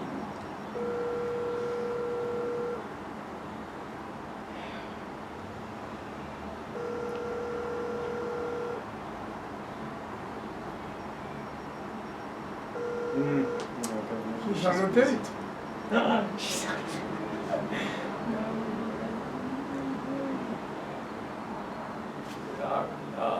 yeah, no, it's fine. I guess she's busy. It's fine. All right, well, Usually with another guy. no, it's fine. No, she's a good woman, you know.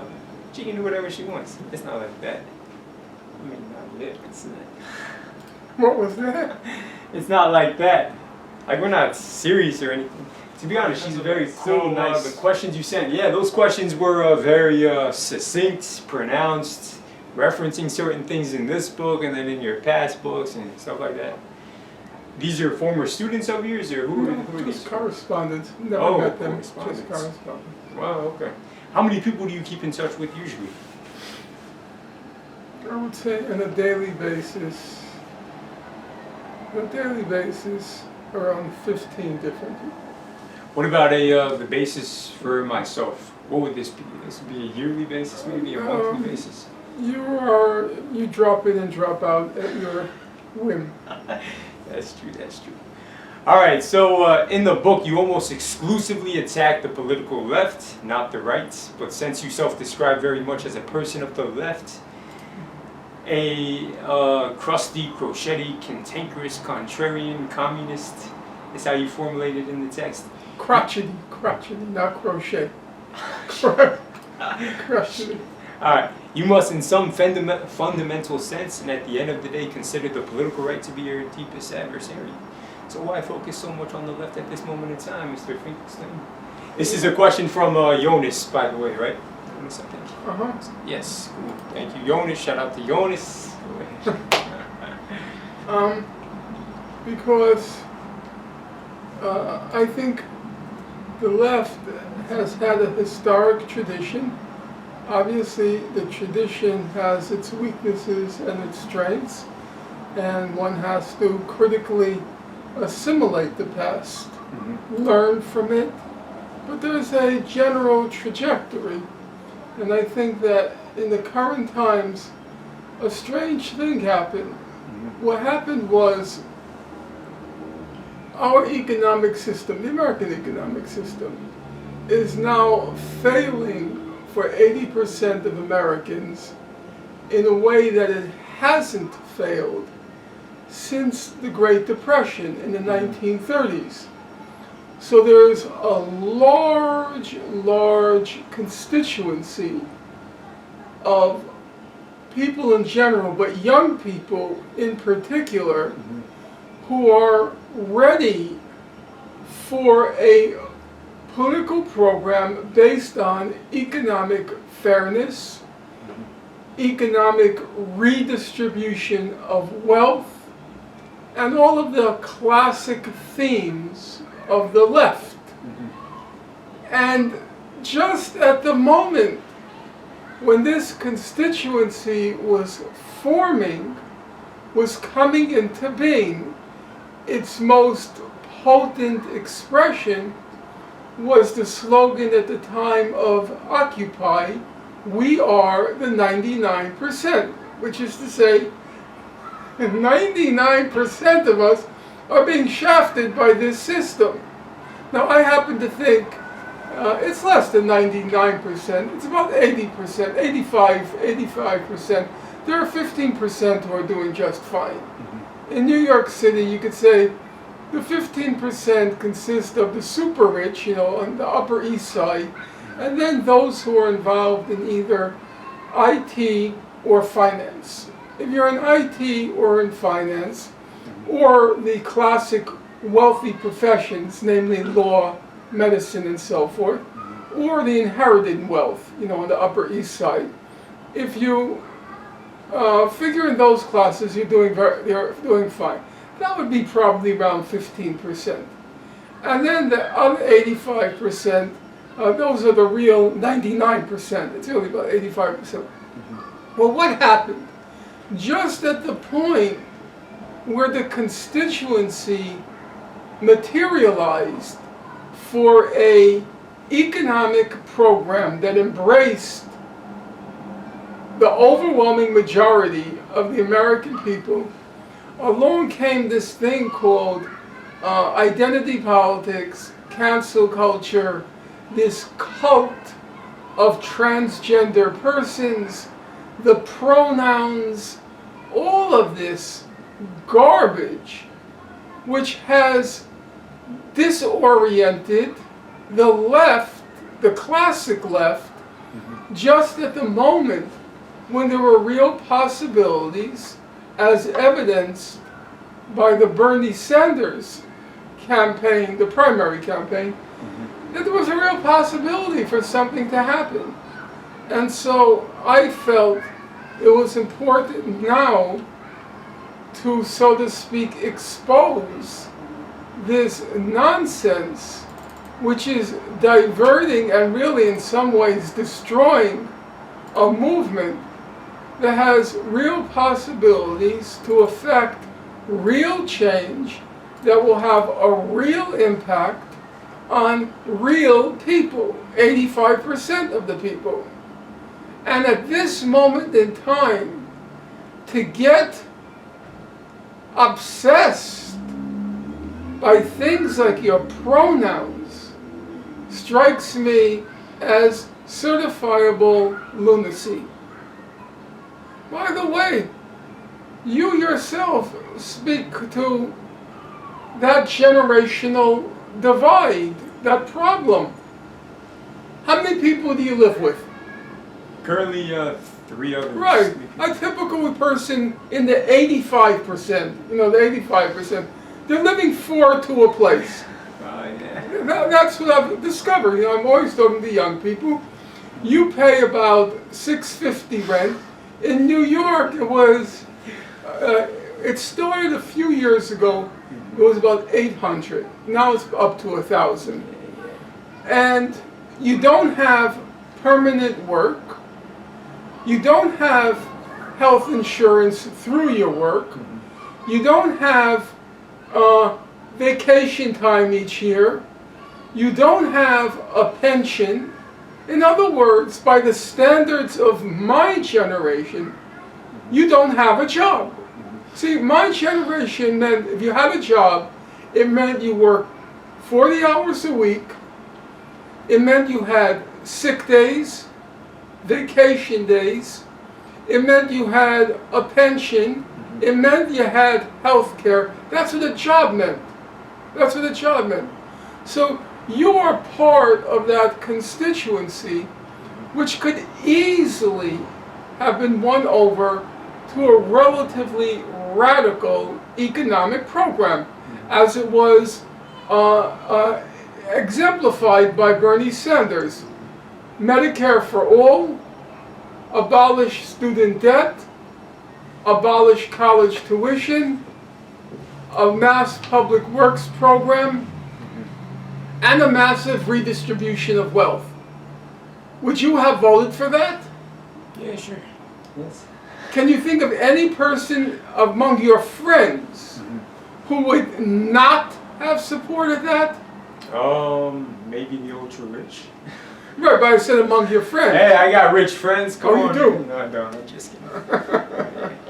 All right. Yeah, I got you. Okay. Yeah, it's very true. So, the point of the book was to say, this is not just a nonsense, but it's all this identity politics and anti-racism.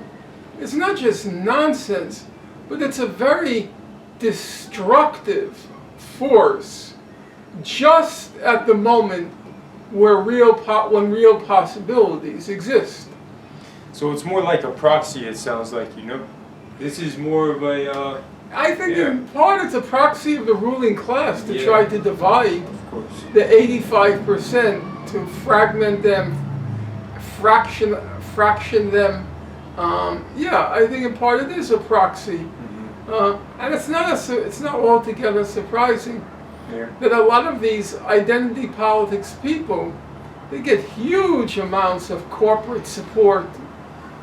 They become anti-racism experts for big corporations. They just roll in cash as they spout psychobabble, sheer nonsense. This is very much reminiscent of the NGOs in Ramallah, for instance, as well, right? It's the same tactic. Yeah, divide and conquer in a sense. You create among the oppressed. You pluck out a few, throw 10 tons of money at them, and then they become the spokespersons. And these spokespersons sound so radical. BDS, they have their slogan, BDS. We have ours, BLM, Black Lives Matter. They have their slogans. They sound so radical. There they say, one state from the river to the sea. Here they say, abolish the prisons, prison abolitionism. They have all these radical sounding phrases, have no connection whatsoever to reality. And guess what? They get paid tons of money. It's a classic case of having your cake and eating it. You get both. You have your cake and you eat it. You get to sound radical, and you get deluged with money and perquisites of power. Yes, it's like the Ramallah NGOs. How many folks among the common populace notice what is actually going on in the way that you critique it, in the way that you... I don't think they notice it in the way I critique it. What happens is something different. They become cynical about all political movements, about political power, about the possibility of change.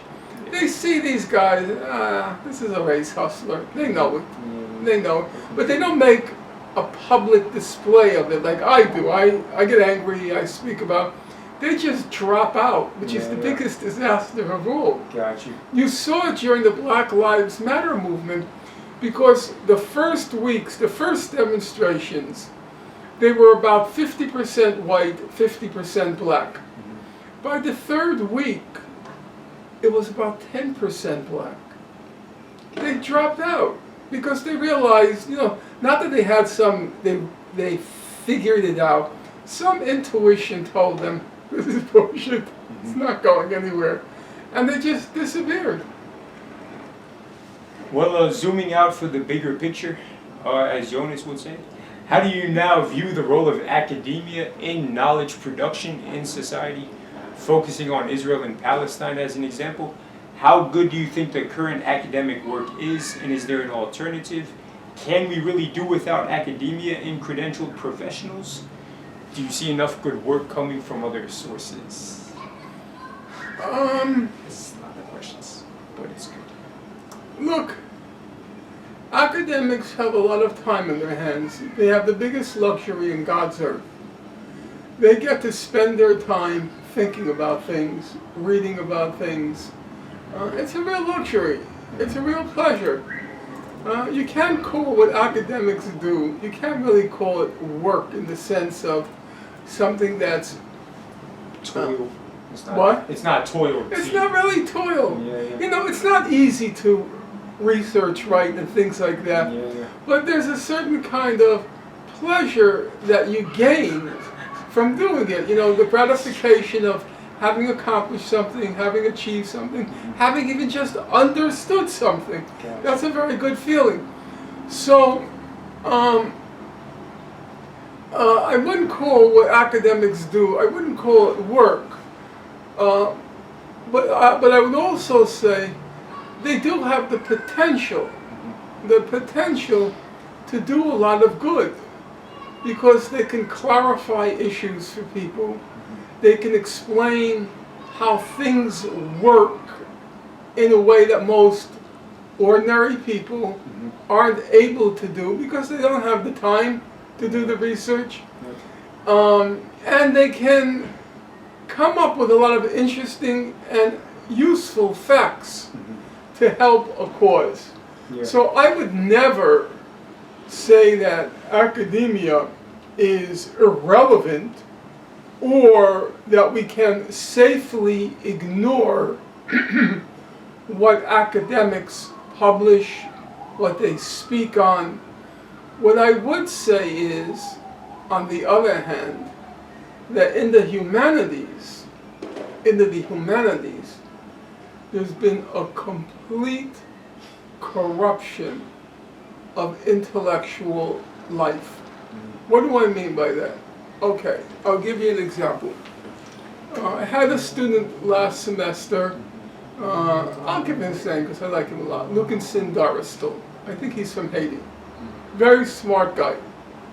He has this incredible capacity to listen. I've never, I think in all my years of teaching, I never met a student like this. You can actually look at him and watch him processing information, not just coming from me, but from the other students. He's a listener. It's a real gift to be a listener. And he was a fine student. And at the end of the last semester, he came up to me after class and he said, "Look, can you be my mentor?" Which I just found a really brave statement. You know, just come up, "I'd like you to be my mentor." As in, I'm serious, I need some help, I want you to help me. Well, of course I wouldn't say no. In fact, of course, I would say yes. To make a long story short, we discussed at some length what should be his major, what should be his minor, because he wants to be a top-notch lawyer.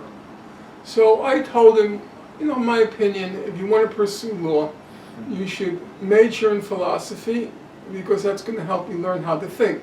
And a lot of law is the ability to analyze, to think. And to minor in English, because English is, you have to write briefs, you have to present yourself in court, you need to know how to put together an elegant sentence and an elegant argument. So I said philosophy and English. Now, what happens? I say, okay, our first step is, let's go on the Hunter College website. I've been teaching at Hunter College. And let's choose courses. I go to the philosophy department. We start with philosophy. I don't even think you would believe it if I told you. I will show you if you like. You can put up the image when you when you post the interview. The philosophy department for fall 2022 was offering 3 courses. 3 courses. You know, a typical department offers like 20, 25. 3 courses. I was shocked. I was actually shocked. 3 courses. 1 on the scientific method, 1 on introduction to philosophy, and 1 on the Stoic philosopher, Stoicism. But that wasn't a big choice to choose from. So now we go to English, okay? What are the English courses? I wanted him to take some courses in British literature, where he's going to read solid novels by the great British writers. Nice 6 or 8 novels, each of them 1,000 pages, and really get him to learn that English. You know, what do I see? I would even bring it up for you now. Filipino-American writers, Mexican-American writers, Puerto Rican-American writers, Black American writers, women writers, trans writers, gay, what was it called? A queer melancholia. This is English. This is the English department. There was one course on British writers, a survey course, and one upper level course, a very upper level course on Shakespeare. Everything else is just identity politics. Native American writers. This is terrible. Got you. Who do you think influences these decisions? Moronic professors. And they are incentivized by who? Or by what? First of all, most of them are illiterate. They've never read a novel themselves. No, it's true. You know, that's a fair question. Who incentivizes them? A lot of academia is just filled with people who want to be hip radicals. That's true. I agree. Okay. In your chapters on both DiAngelo and Kendi, you bring up the idea that their worldviews in some respects come close to mirroring those of the far right. Of DiAngelo, you write, DiAngelo is the flip side of the white alt-right nationalists stoking race hatred by telling white workers that they are out to take away our privileges. Sure, she says, these white privileges constitute ill-gotten gains, but the bottom line is the same. If they get their way, we lose big time. And then of Kendi, you say the assimilationist, according to Kendi, denigrates black and elevates white culture. As a preliminary point, consider how much ground Kendi has already surrendered to racists. He in effect concedes that a white American culture exists, hermetically sealed off from African American culture, and that this white culture can be conceptualized independently of the contributions by black people, or for that matter, the crimes committed against black people. Okay, so as someone who's been active on the political left for decades, how do you view this flip side dynamic you describe in DiAngelo and Kendi? Do you see this coming from, let's call it, authentic parts of the left tradition, or is this something more recent and foreign?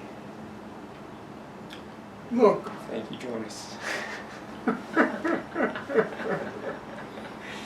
We're going to have to figure out a way, Mr. Suleiman, to make these questions accessible to the reader, because those are hard questions. Yeah. So I'll put it in the description of the video, the questions themselves. Yeah. Sound good? Yeah. Look, there are some basic facts. Racism is real, and at some level, white people in general have been beneficiaries of this racism. It could be because black people were slaves, so the whites in the South en masse benefited from slave labor. It could be because our economy was built on the cheap production of cotton in the 19th century. So our economy as a whole benefited from cheap black labor. It could be because black people were kept out of the job market, so whites didn't have to compete against black people for the better jobs. So it would be silly, in my mind, to deny that whites in general have been beneficiaries of a system of racism. That I have no problem with. What I do have a problem with is the argument that whites in general have been equal beneficiaries of racism, namely me and Jeff Bezos have equally benefited from this system. I don't accept that, and I also don't accept that there is a broad, I don't accept that there is, let's put it positively, in my view, there is a broad common interest between most whites, that 85%, and most blacks, against those who are beneficiaries of the system, then we have a lot more in common, especially at this moment in time, between the white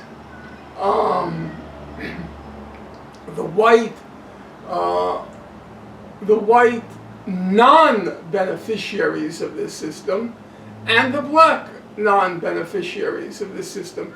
We have a lot in common. Again, you saw that during the George Floyd demonstrations.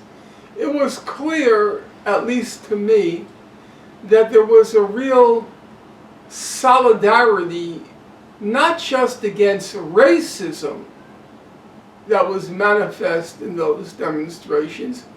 There was a solidarity of common interest, namely that this system is shafting all of us. Now, is it worse for black people? Yes. But are we all being shafted by the system? That's yes also. What people like DiAngelo and Kendi do is they set at odds, they create friction and conflict among the 85% of whites and blacks who have an overarching common interest. The message Robin DiAngelo says is, except for me, meaning her, this airhead, this white Whoopi Goldberg, except for her, you can't trust white people. That's what she's telling blacks. Don't trust them. They think you're all apes and gorillas. I mean that, that's what she says. They think you're all apes and gorillas. They're all benefiting from the system. Jeff Bezos, Norman Finkelstein, there's no difference between them. They're both white exploiters of black people. So her message is, don't unite. Don't work together. Don't trust them. She's just an agent of the ruling elites. That's why they like her, because she divides. That's why she has such a big platform as well, it sounds like, too. Yeah. Is there any way to counter this sort of thing, other than actual doing the opposite of what they suggest? Well, you know, it's actually a problem now, because all these corporations are hiring these diversity,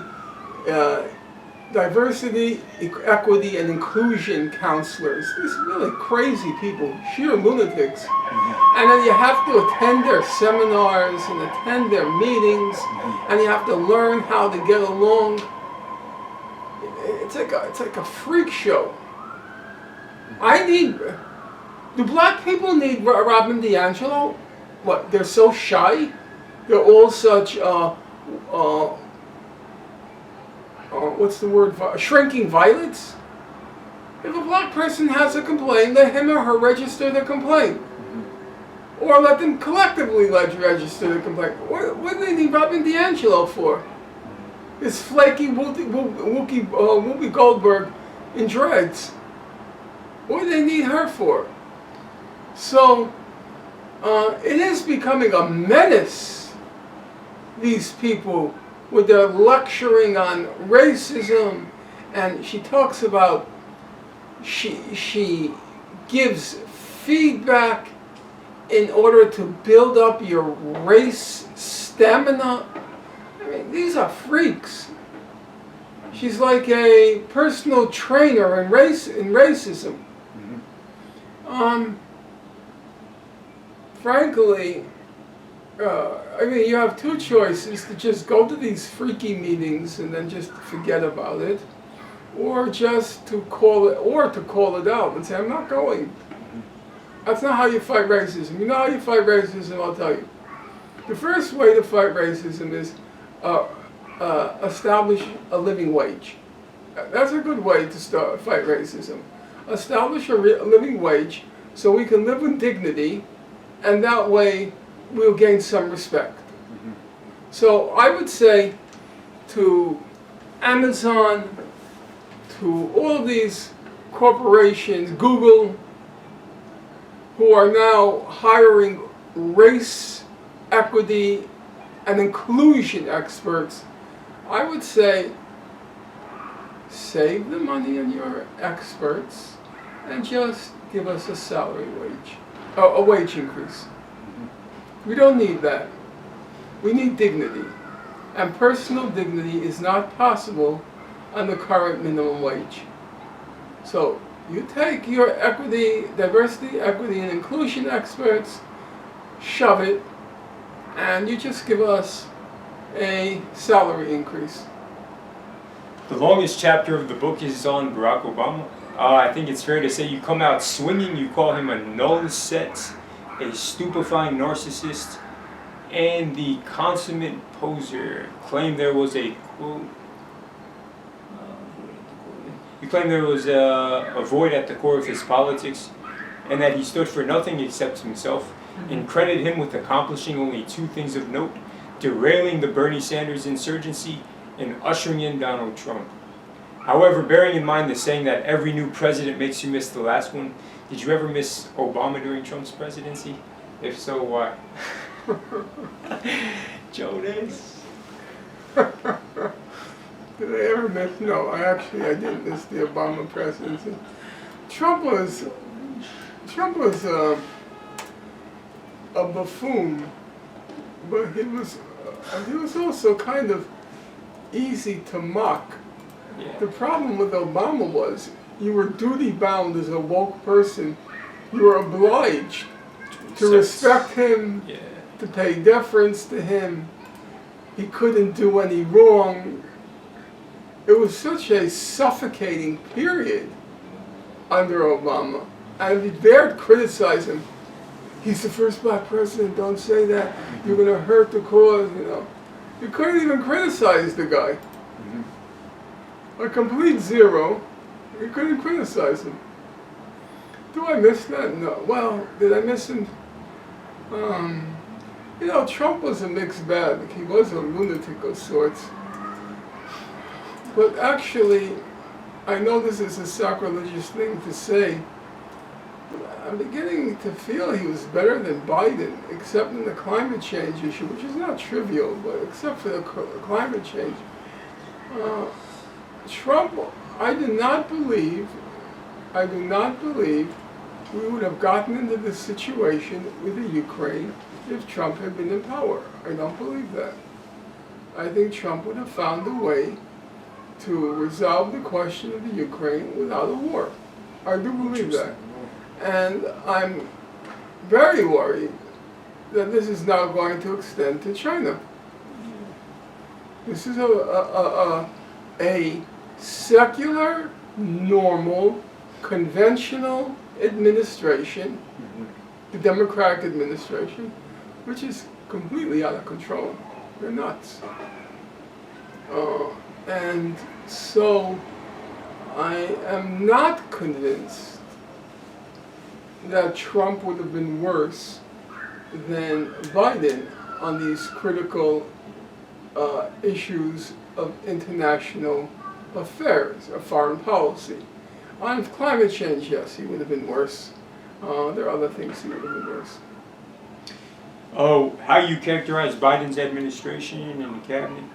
It is one of the most diverse, however, is it not? The irony of it? I don't personally, at this point in time, see any special merit in the fact that a cabinet is diverse, in your terms, which by that you mean by the standard of identity politics.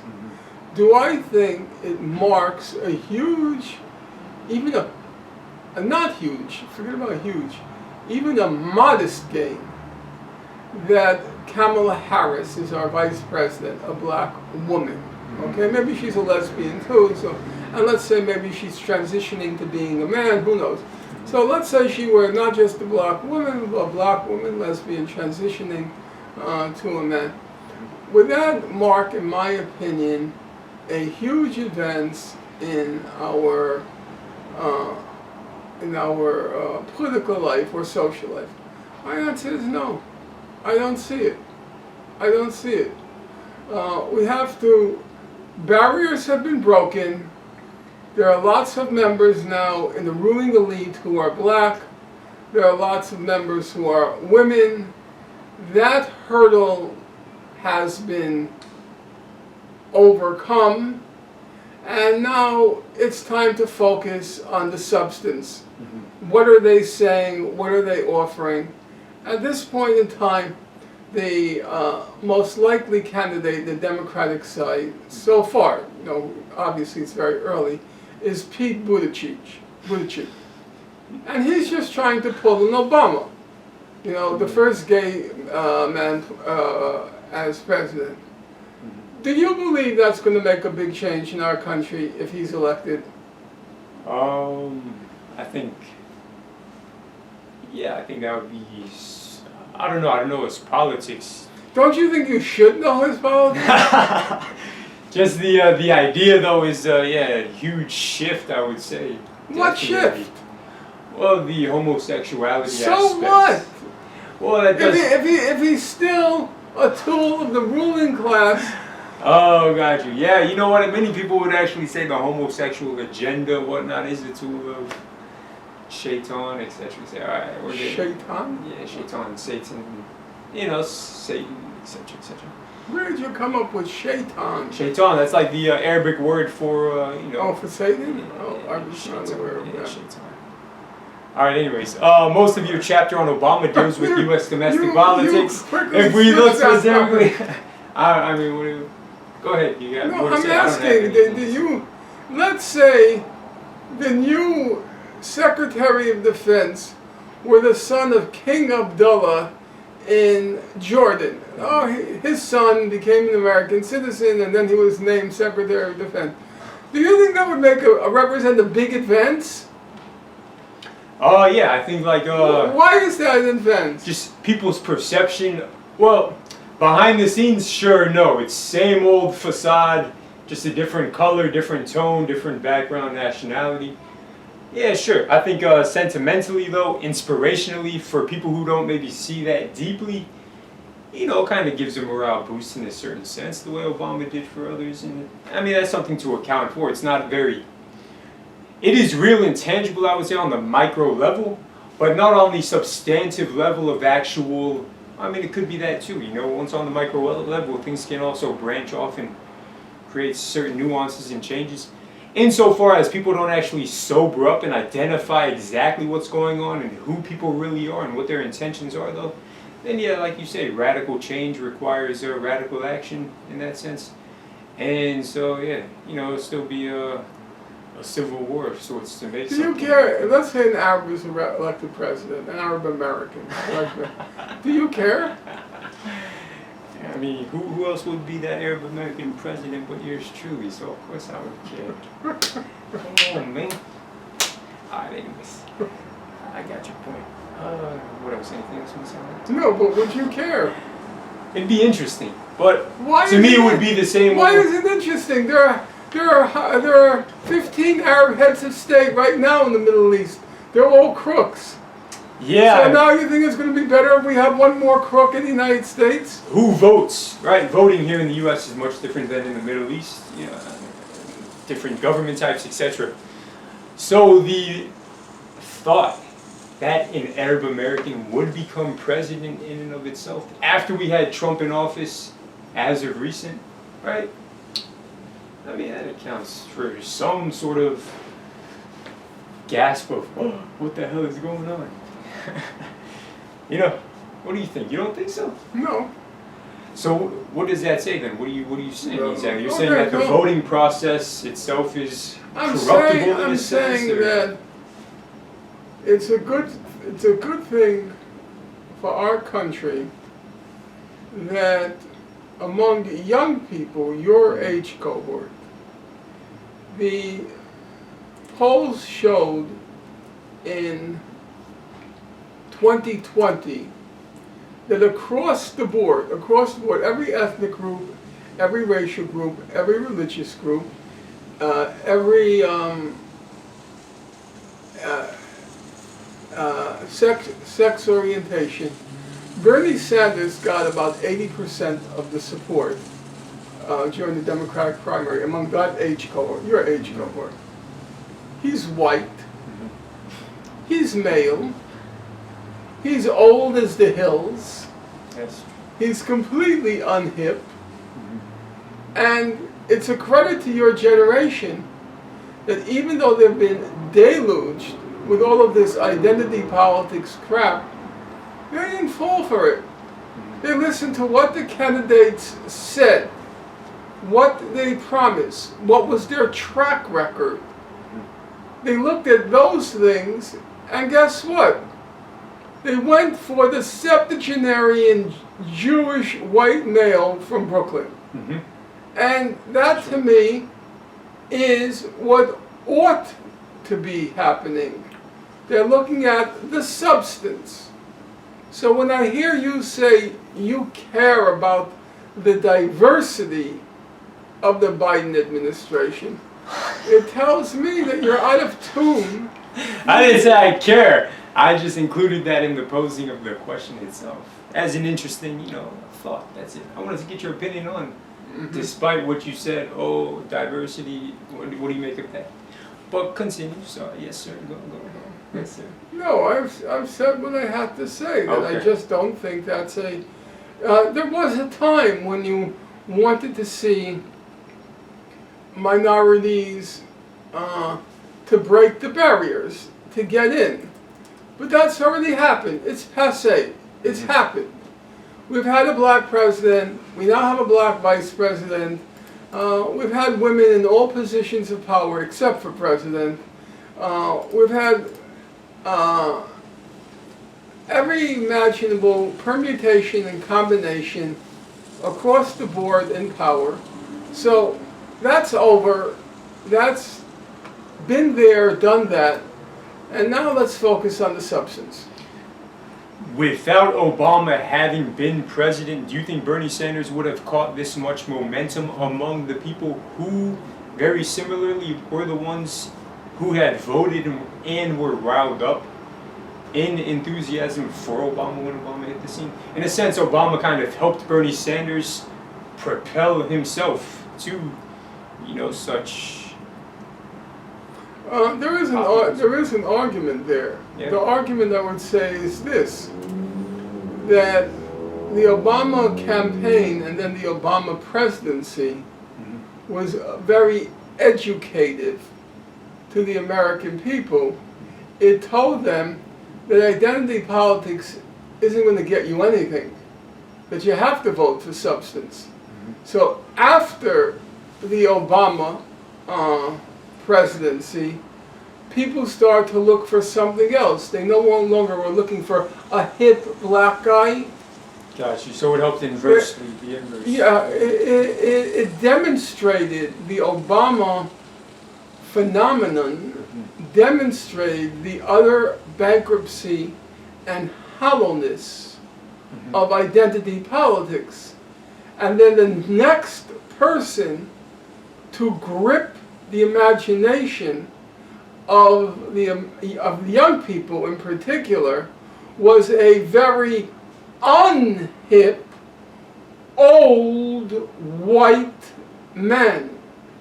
And I think to some extent the fact that Obama by his person exploded all the hopes and expectations of identity politics, then it opened up the way for Bernie. Got you. I think Pete Buttigieg doesn't have a snowball's chance in hell. If you think you're going to pull off another Obama, this time it's going to be your sexual orientation and not your race, you're barking up the wrong tree. People don't care about that anymore. They want to hear the substance. And that was a good result of Obama, that he dispelled all the myths of identity politics. Cool. Yeah, I agree. Good job. All right. A reappearing theme in the book is that of the cult. As you describe it, Kendi is the guru of a cult. Obama is surrounded by a cult of personality. And the BDS movement protesting Israel, you also see as a cult. Elsewhere, you've spoken about your own past history as a member of the Maoist cults. What kind of differences and similarities do you see between the Maoist cults you yourself were a part of and the various cult-like behavior you discuss in the book? Do you think your personal background made you aware of aspects here that others might miss? Well, that's a complicated question. It's a good question. Yeah. It's a good question, but it's a complicated one. Okay. What is a cult? You know, people always say, why do you call BDS a cult? Why do you call that a cult? There are certain characteristics of a cult. The first one, you know, is blind obeisance, blind obedience to the great leader. You know, the cults always have the great leader, and you blindly obey the cult of the great leader. Then there's the insularity of a cult. It's very closed off, and it has its slogans, it has its terminology, and it doesn't have any content. There's no intellectual content there. There's no real research, no real study, no real analysis. It's all built on sloganeering, radical posturing, posing, and preening. This holier than thou attitude, like we're better, we're superior. The whole Obama, he became, in my generation, if you wanted to show you were hip, you were cool, you loved jazz. You went to jazz clubs that showed you were really hip. And Obama became the substitute, the surrogate for jazz in your generation. You loved Obama. It was all just this kind of theater in order to show how superior you were. So when you see cult, and of course the other part of a cult, of which I've been several times a victim, is it casts out any dissenters. If you dare say, well, I'm not sure if the great leader is quite as great as you claim he is, then you're immediately exiled from the cult. The difference, in my opinion, is between my cult and the current cults is the following. We were Maoists, okay? We wanted to change the world. We had a very concrete idea. I'm not saying our tactics and strategy. We had a very concrete idea of what we want to change. So among the things we wanted to change was we want working people to have power. We wanted a fair distribution of wealth. We wanted human relations between people to be more humane. We wanted to lift the wretched of the earth, the poor, the sufferers. We wanted to lift all of them. We were on the side of, as Frantz Fanon put it, we were on the side of the wretched of the earth. So I would say that even though our tactics, our strategy, our approach is kind of crazy, totally divorced from the reality of our country, our system, our history, and so forth, I would say our goals, our objectives, they were noble, they were decent. We were animated by, on the whole, we were animated by very positive aspirations. The current identity politics is making a world more congenial to pronouns, a meaningful goal or objective, is making a cult out of trans people, using them and exploiting them to show how beautiful you are, is that a substantive, meaningful objective or goal? I find the goals, the objectives, they're so self-absorbed. It's all about showing the world how beautiful you are. We didn't do that back then. You know what I used to do? I worked for a newspaper called The Guardian. It was a Maoist newspaper, okay? You know how much we made a week? I mean, you won't believe it. This was the 1970s. I made $55 a week. You hear me? $55 a week.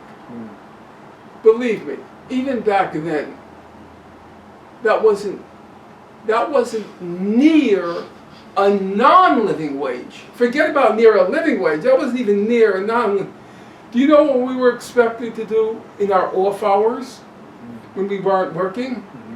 We were expected to go on picket lines.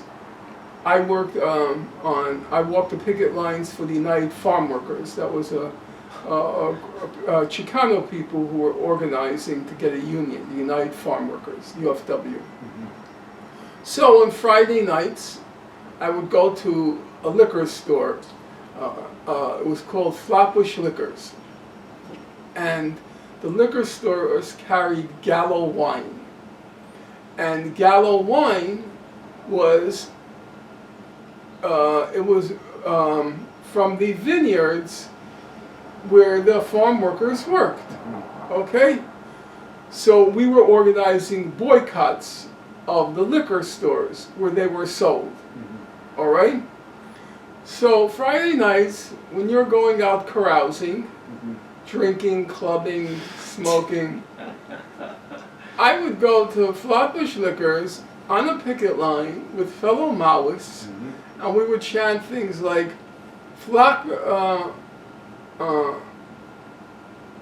Flatbush Liquors, we say no, scab gallows got to go. Scab means they brought in non-union workers to pick the grapes for the wine, okay? So a scab, you know what a scab is? A scab is the term that union people may use for non-union workers who are brought in to do the work because the union is on strike. So a scab worker, you get that, right? Somebody who crosses the picket line. And so Flatbush Liquors, we say no, scab gallows gotta go. Okay, we were helping the Farm Workers Union, in this case the UFW, and it was I have no reservations now about saying that was a good thing to do. We were trying to enable Mexican-American workers, Chicano workers, to organize a union. Nowadays, what's considered radical? Posting your pronouns online. That's considered radical, posting your pronouns online. So I refuse, I will admit, mine was a cult. We had our great leader, Chairman Mao. We had our local leaders here. We called everyone who disagreed with us, we called them a bourgeois or a petty bourgeois. We cast out anybody who was disagreed with us. I'll admit to all of that. I have no problem with saying it. But I don't think that the objectives were the same. We really were concerned about the real world. Right now it's just pure narcissism. It's navel-gazing. It's not politics. It's navel-gazing. I can't tell you how it just fills me with disgust to see what's happening now. Where does this lead to? All of this that you're describing, navel-gazing, etc. When will the people realize that, you know, this was very much insubstantial? Insubstantial. It's a good question. I don't know. I feel like right now you could see that there's a real reaction has set in to the cancel culture. People are starting to mock it. People are getting sick of it. You know, you take the case of my classes. I started teaching again about 3 years ago. Modestly, I don't have a position, but every semester I get hired here or there. I teach at a city university of New York, which is mostly immigrant kids, working class kids, of every possible race, religion, ethnic orientation. That's good, yeah. That's who so you they're pretty representative of the 85%. They're very tolerant. They're very mutually supportive. But I'll tell you, in 3 years, I've only had one student, one, who emailed me his pronouns. That was it. There's no interest in it. It's like, it's a very elite phenomenon. It's not, the broad mass of people have no interest whatsoever in this stuff. So, I think it contaminates a thin tier who unfortunately have a lot of money, a lot of power, like the Ramallah NGOs. But among people in, young people in general, you can correct me. Look, you're not here to just ask me questions. I'm talking about your generation. So you live with 3 roommates. Would you say the roommates are fairly representative of young people? Oh, yeah. Okay. So their income is more or less what young people are making nowadays. They're at the same stage in life as most young people. Would you say they're concerned about pronouns? To be honest, I don't know them well enough. But Okay. yeah, I'm not sure.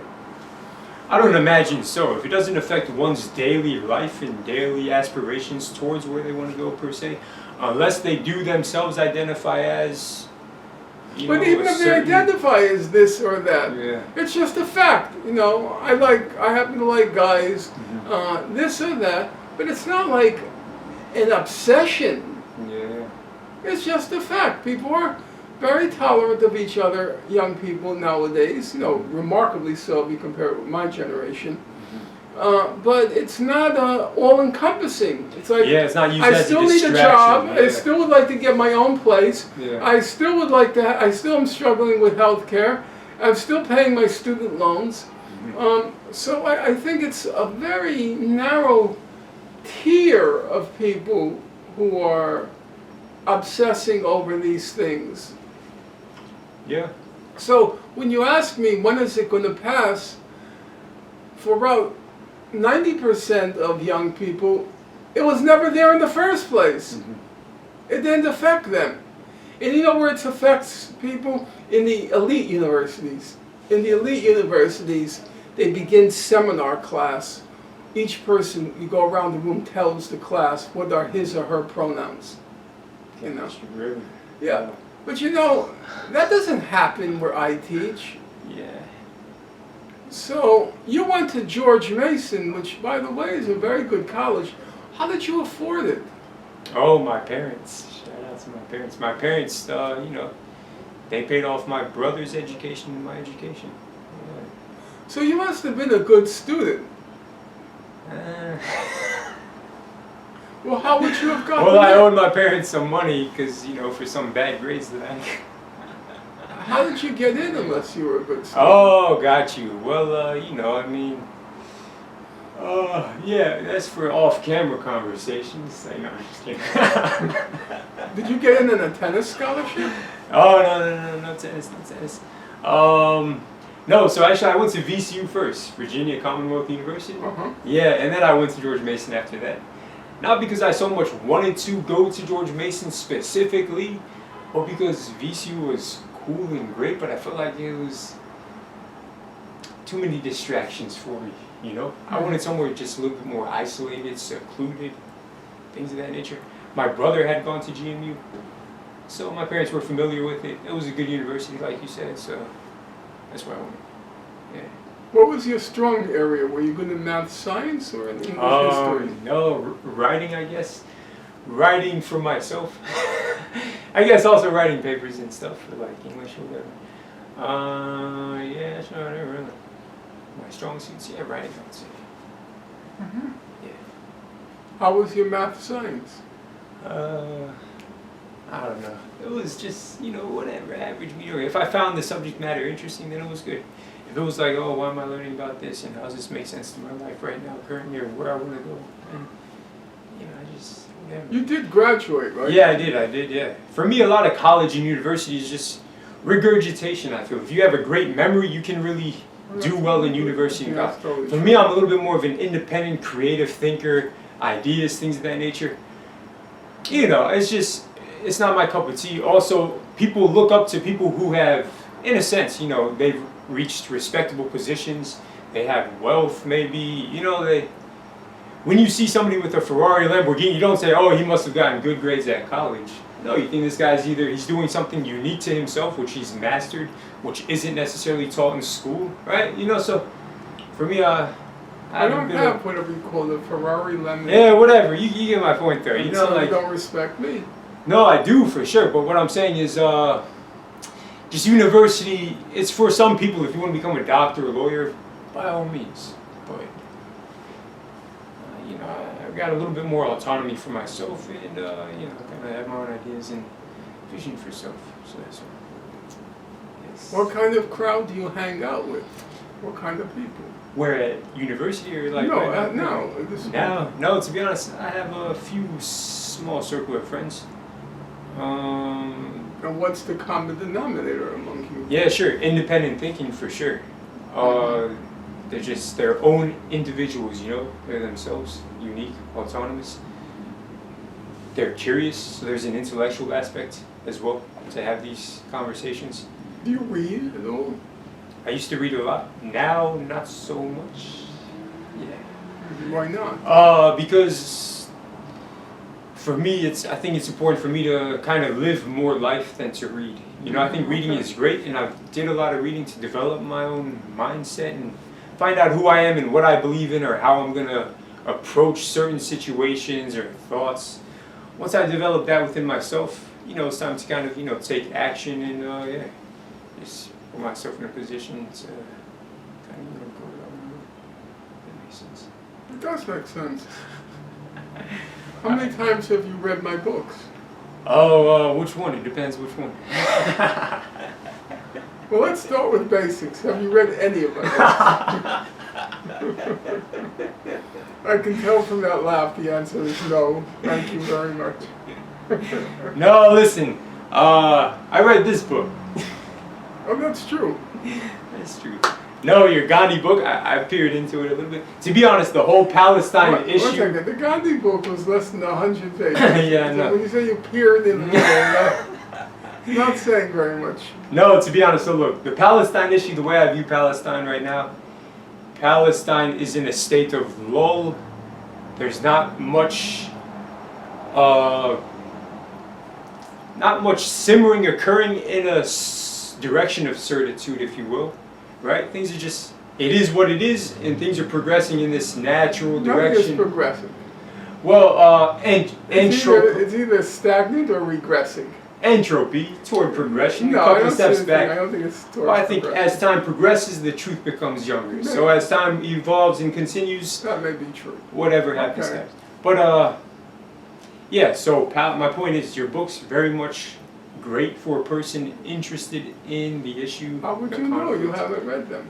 No, I've seen a lot of your lectures, your interviews. Yeah, I've dug up a lot of stuff with your lectures and interviews for sure. So my point is, in the future, when I see Palestine evolving, and if I'm in a position myself, and if I'm still inspired, or not even still inspired, if I'm inspired emphatically at that point in time, and I can do my part at the least, that's when I'll come back around.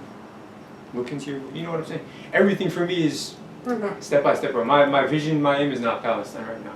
That's the short By answer. that time, my books will be collecting dust and they'll be wrapped in cobwebs. Yeah, no worries. I mean, I'll hire a cleaning lady or a man, a cleaning man as well, and figure it out. All right. So politically correct. Oh, man, gotta be man. I remember watching a video of Boris Johnson and thinking that if he hadn't become the Prime Minister of Great Britain, he might have done something actually good. He might have been a pretty entertaining or memorable tour guide or bartender or something like that. In an alternate universe, what role do you think would be good for someone like Obama? That's a question by Jonas as well. In an alternate universe, what role would be good for Obama? Yeah, had he not become, President of America, of the United States of America. He liked basketball a lot. He did.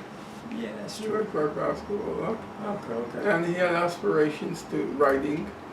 Yeah, So like everybody that's true. else. A lawyer, I guess, right? I mean, maybe a lawyer would have done good for him. That's what he meant. There'd be one more crooked lawyer. Yeah, that's true. All right, one question is, what should be taught in schools? Another is, what ideas we should spend our time on more generally?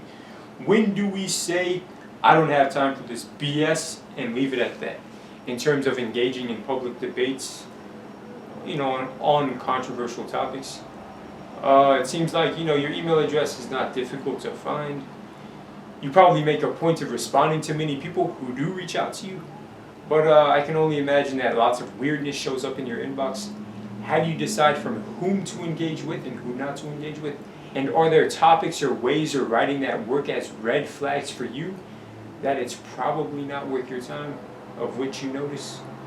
That's a question by Jonas. I answer every email. My view is, if you've taken the time to write me, I'm not so important that I can't find the time to answer you. I got that from Professor Chomsky, the guilt complex. If I don't answer an email, Chomsky will never forgive me. So I answer every email. Yeah. However, I would say that I don't necessarily continue a correspondence if I feel it's not productive, it's not going anywhere. Mm-hmm. If a person has an agenda and just wants to force this agenda on me, and I don't feel it's productive, then I let it go.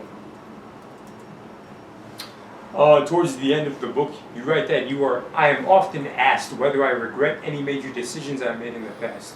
I can honestly say no. At each critical juncture in my accrediting cancellation, I was acutely aware my answer to this or that question would significantly decide my fate in life. Which is to say, each reply of mine came after careful deliberation. Contrary to popular opinion, I am not impulsive. Stubborn, yes. Impulsive, no. This incidentally reminded me of something in Samantha Power's book, in that she frequently returns to something she calls the test, which she states, for something to be worth doing, it should be worth doing even if it ultimately fails in achieving its goal.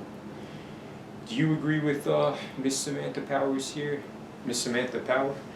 And looking back at your academic career, which ended in you without tenure and without regular teaching or Without working any teacher. Oh, yeah, without a tenure and without any teaching occasion or working opportunities, was it worth it? How do you make sense of this question? I think it's very difficult to come up with some general formula about when, as it were, consciously self-canceling yourself is a good thing or a bad thing. Martin Luther King, as you know, he died at age 39. He was killed at age 39. Believe it or not, I mean, it's very hard to believe, but guess what? Martin Luther King was assassinated in 1968, so let's call it 1970. So that was about 50 years ago, right? He was 39 years old. That means if you add 50 and 39, 89. Martin Luther King could still have been alive today. So you might ask yourself the question, it was clear that King knew he was going to get assassinated, that he had gone too far. He was rocking the boat too much. You'd be surprised to know, I think, that the last public opinion poll before King died, do you know what his disapproval rating was among American people? 75%. He was very disliked. So, you ask yourself a question. Maybe King should have toned it down a little. Maybe he shouldn't have come out so opposed to the war in Vietnam. maybe he shouldn't have persisted in his nonviolent civil resistance. You will recall that when he was assassinated, he was planning on a Poor People's March on Washington. So you ask yourself, if King had toned it down a bit, been a little bit more pragmatic, a little bit more flexible, maybe he would have had 50 additional years in his life. So, what do you say? Should he have, as the expression had it, trimmed his sails, been a little bit more realistic and pragmatic, and offered humanity 50 more years of his life? Or should he have been inflexible, unpragmatic, unwilling to retreat, and end up dead? Yeah. Which should he have done? Well, I think he had a higher vision in mind for himself and for the world. So, what he ended up doing, I think, was somewhat necessary for others to benefit ultimately. Well, that was the question with me. Yeah. I am confident in saying I was a good teacher. Mm-hmm. I know that. I have no doubt about that, and I'm not going to pretend to any modesty. Mm-hmm. So sometimes I calculate to myself, I had on average each year, I had on average, let's say 300 students, 350 student classes each semester, okay? That's 300 students a year. Now you multiply that by 15 years. I lost my job in 2007, we're now in 2022, so it's 15 years ago. You multiply 300 students a year by 15 years, and you get 6,500, okay? 300 times 15, you said? 300 students a year, you multiply by 15 years. Mm-hmm. And you get about 6,500, is that correct? Yeah, 4,500, excuse me. Okay. 4,000. So sometimes I say to myself, if I had toned it down, Mm-hmm. if I had been more flexible, more pragmatic, I could have reached 4,500 more students. So I decided I wasn't going to back down. I'm going to stand by my beliefs. Mm-hmm. Did I make a right choice or a wrong choice?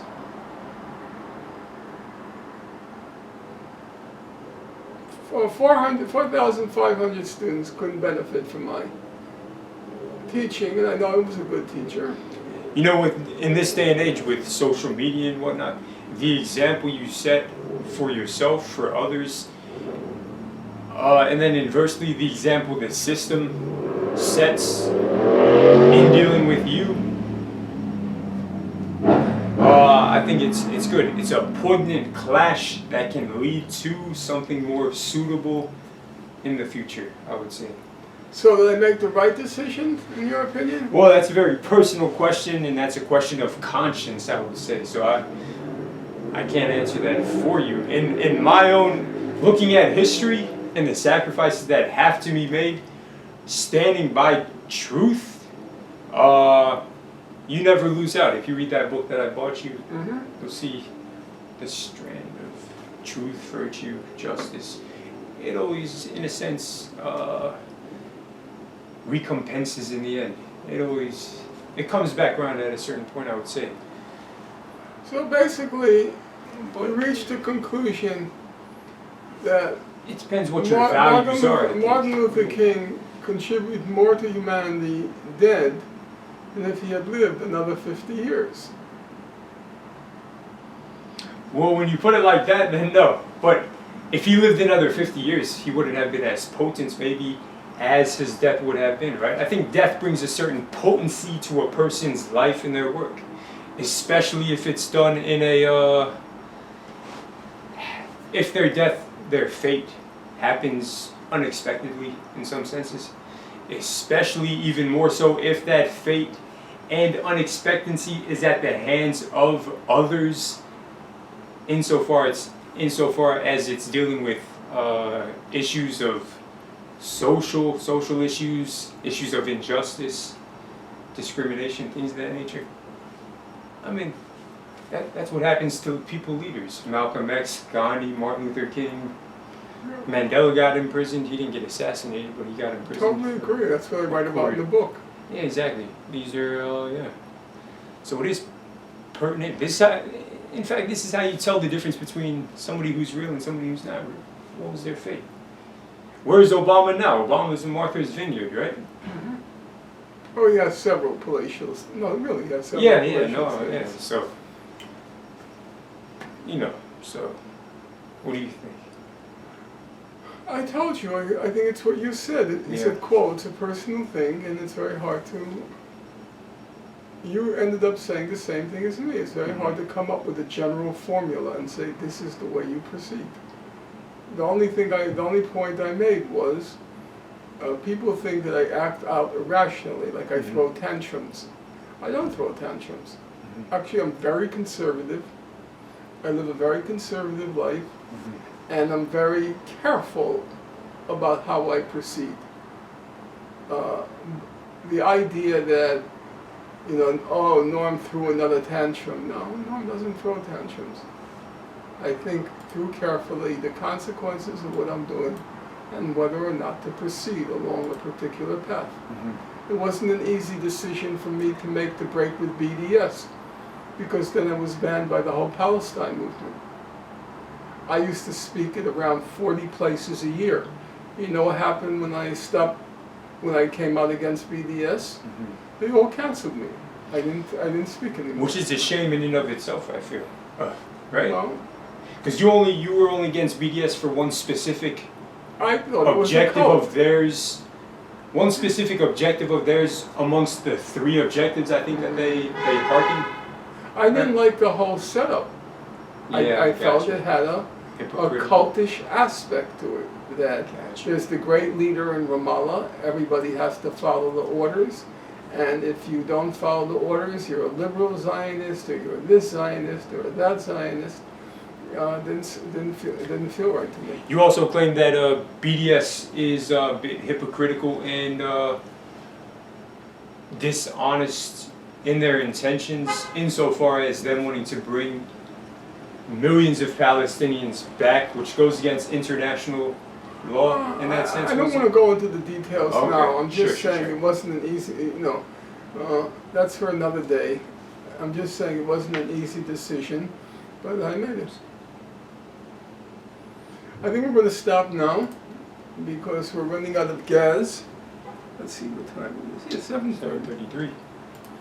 I think you have enough material to cut it down to like a good sharp half-hour interview or 45 minutes.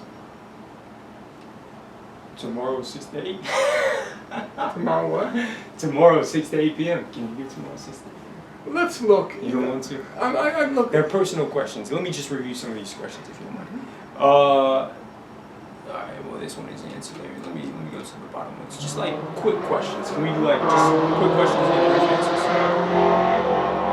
Your writing process. Perhaps that's interesting. But who is your publisher? Your publisher is Oxford, is it? No. Who is it? It starts with an O? No, they dropped me. Oh, they did? Can you speak on that, or is that... Yeah, I'll speak on it.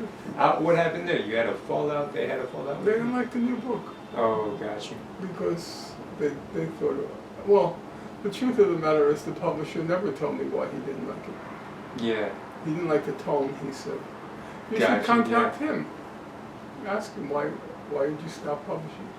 Yeah, no, I guess, okay. Who is publishing this book?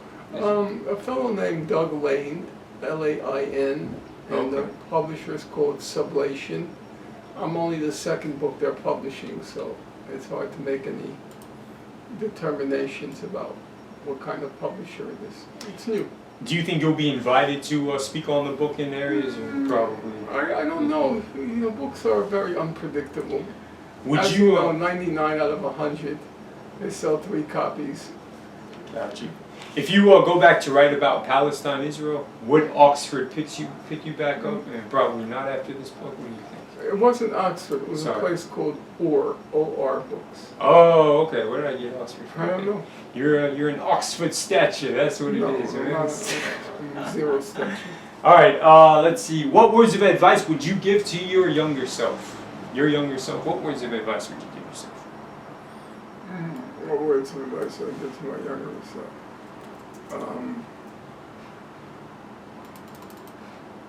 Be open-minded. Yeah. Truth can be found everywhere and anywhere. Cool. You never know who might have a handle on the truth. So listen to everybody. That's good. I like that. Anything else?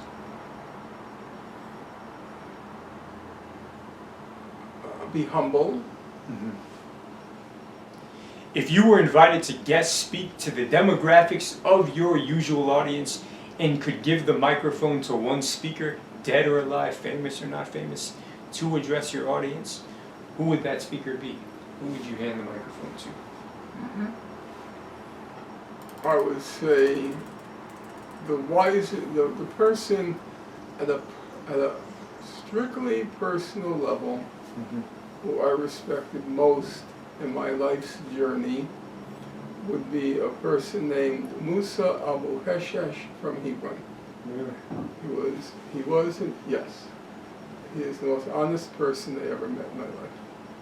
Interesting. And he's lived a rich life. He's the eldest of 28 children. Wow.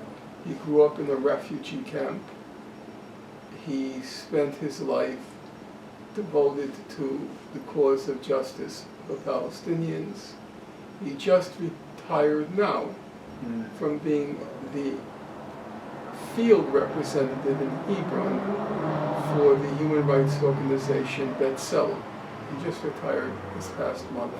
Interesting. He's rich in life experience, and he's the most honest and humble person I ever met in my life. Cool. Nice. If I go to Hebron, I'll let you know. You come up when you can.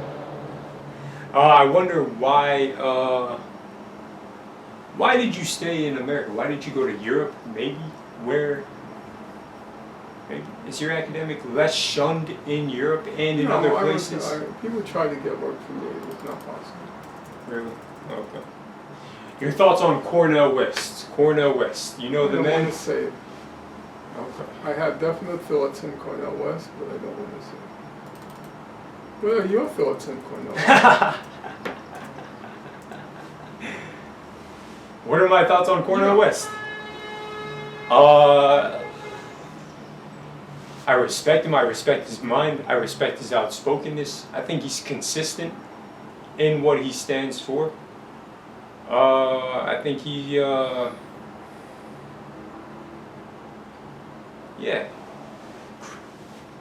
critical, but also a positive, optimistic mind as well. He not cynical per se. I don't see that in him. Where have you heard him speak? Just like lectures and interviews on the internet.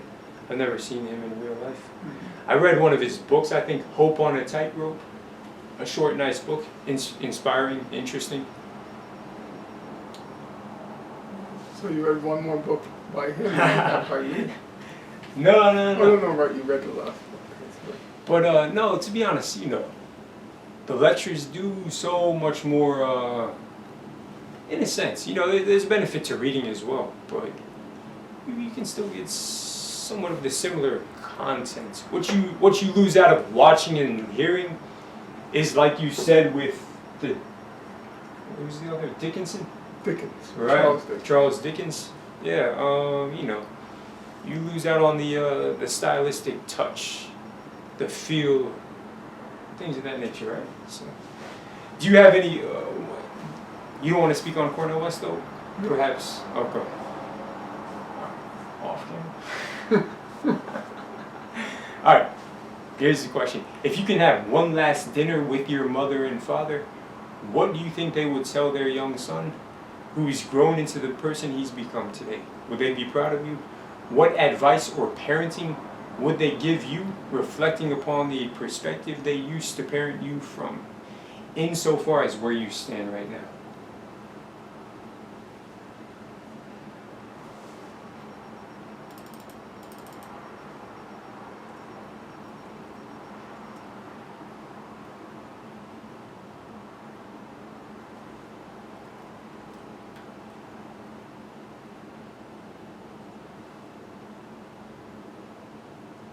I did with my life what I wanted to do. I cannot say whether they would have approved or not. Would they have been proud?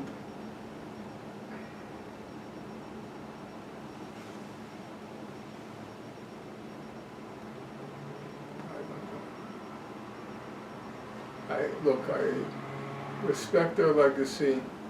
I did what I can to vindicate what happened to them.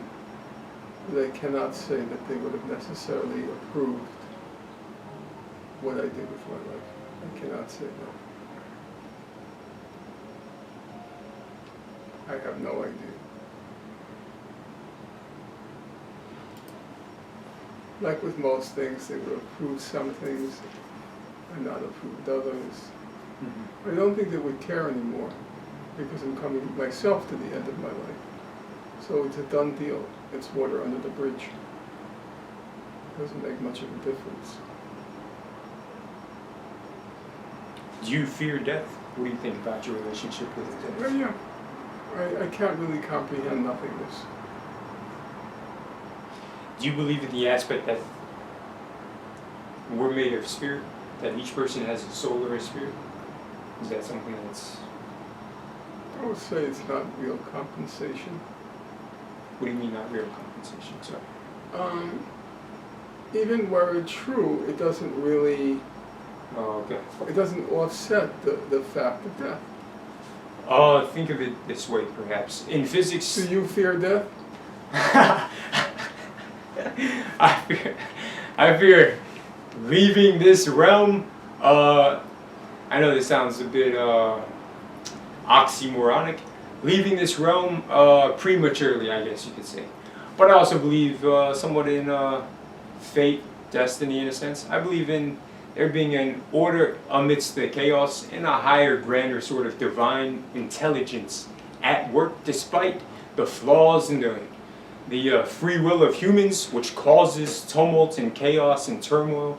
I think at the grander spectrum, there is order, so. And I think, things happen for a reason. It's not always easy to make sense of it. Maybe it's never made sense of. But what I was going to say is the point of physics. It seems there's a law in physics, if I'm not mistaken, which says what exists cannot not exist. So, from ice to water to steam, somewhere else off to another room, who knows what happens, right? The same way with the spirit. So if you do believe in a spirit, within the body, what is it? Body, spirit, what is it? Body, soul. Mind, body, soul, I guess you could say. Anyways, so if you do believe in there being a spirit, you having a unique spirit, maybe that brings some peace to knowing that physics says, don't worry, what exists cannot not exist. Alright, more emphatically, have you ever seen a real dead body before in real life? No. Okay, neither have I. But Well, my mother's, oh, okay. when I took her out. Were her eyes open? Could you, or was it closed? Didn't look. Sorry. Alright, well, it seems like in a dead body you sort of see a glaze in the eyes, a hollowness of an existence. There's nothing there, pretty much. But when you look into another person's eyes, you can see Yeah, I think that's true. life. I think it was Shakespeare who said the eyes are the mirror of the soul. Sure, cool, well said, okay. So yeah, it's to that point, I guess. How is your health? Is your health? Yeah. It's good. No complaints. That's good. The importance of money. Any thoughts about the importance of money? There's no possibility of dignity unless you can pay your bills unless you can afford a roof over your head, unless you have food on the table, unless you have clothes on your back. There's no possibility of personal dignity in the absence of those things. Gotcha. And there's no possibility of human dignity if you're dependent upon somebody else to supply those things, because you lack the autonomy then to be your own person. That having been said, I think it's very easy to live on very little. It's very easy to live on very little. Oh, yeah. I never owned a car. I never learned to drive. I Wow. never used an ATM. I've never been into social media. I've never owned a cell phone, an iPhone, and any of those gadgets. I've never owed anyone a penny. I've never had a debt. Wow. I only got a credit card very late in life because I wanted to use the washer and dryer in my laundry room, and it required a credit card. Otherwise, I always paid with cash. Nice. I think it's I don't think it's difficult to live a simple life, and I don't think it's preferable to live a complicated life. I think it's preferable to live a simple life. But that being said, there's still the minimum requirements of personal dignity, and you have to have that living wage and something more to enable you once in a while, like after this meeting is over, I'm going to splurge on 3 slices of pizza, which I do only do maybe once every year. Cool. So once in a while, a little splurge. Nice. That's Enjoy. about it. Otherwise, I'm not interested in money. Sounds good. What ended up happening to your court case in 2019? You remember when we spoke about that? Yeah. Actually, this August 4th is 5 years since that divorce case. Wow. Whatever happened, all the charges against me were dropped. Yeah. But I cannot say it ended positively, and I don't want to go into it because it makes me ill. What are the top 3 most influential books on your life? What were the top 3 most influential books you read? The 3 books I felt like these were mountains I had climbed. Definitely Tolstoy's War and Peace, Marx's Capital, Karl Marx's Das Kapital, and I would say the third one, which was the most influential, was John Stuart Mill's On Liberty. And these kind of revealed certain realities and perspectives of the world, but also taught you how to think about the world, and also brought new definitions and lexicon into your language. I think it did all those things. All of those things. It did all those things. A book, first of all, can be just completing it. It's an intellectual challenge. Marx's Capital is very difficult. It's a very difficult book. How many pages is it? So big. It's probably around 1,000 pages. Got you. And I read the first volume 3 times, and I read the second and third volume. Each of them I read twice. And that was a real feeling of an intellectual conquest, if you can call it that, like reaching the top of Mount Kilimanjaro. Cool. So that was an intellectual context. Tolstoy's War and Peace told you his ability to create characters who contemplate the great questions of life. And watching these characters, or really in effect Tolstoy, trying to wrestle with the meaning of life, the purpose of life, the perennial questions. the perennial questions. And John Stuart Mill opened my eyes to the correct way to search for truth. First of all, to set truth as your goal, and secondly, to establish the prerequisites if you want to reach truth. What are the prerequisites? And basically Mill says, I mean, it's a complex book, but essay, but the full, frequent, and fearless open discussion of ideas. And the positive reinforcement of eccentricity as well. There are many things, there are many aspects of the book. I can quote, you know how many times I've read On Liberty? I've read it more times than there are hairs in your head at this point. Yeah, I keep rereading it, keep learning new things. It really forced me to confront everything I had done wrong. Interesting. Wow. Really? Mm-hmm. Okay. Can you give the name of that book title again? John Stuart Mill, On Liberty. On Liberty. Okay. Mm-hmm. Would you recommend these same 3 books to every young mind out here interested in adopting how best to search and reach for truth? I would recommend Marxist Capital only because it's a difficult book, and I feel like its range is narrower. Mm-hmm. War and Peace, Mill's, War and Peace deals with, as you put it nicely, the perennial questions in life. Mill deals with truth, how do you pursue it, how do you achieve it. Marx, it's an indictment of the capitalist system. Mm-hmm. It's a little narrower. It's a bit more obsolete in a sense. I don't feel it's obsolete, but many people do. Gotcha. Many people do. What are 3 books citizens of this nation need to read right now to do their part in improving communities and society at large? I don't keep up with current literature, to be perfectly honest. Any 3 books. The older I get, the more I look back. I want to read more classics as the older I get. So I can't give you. It's an important question. Mm-hmm. Certainly, any book by Ralph Nader is going to be illuminating. Cool. But I can't really answer that question in the way that I think is satisfying.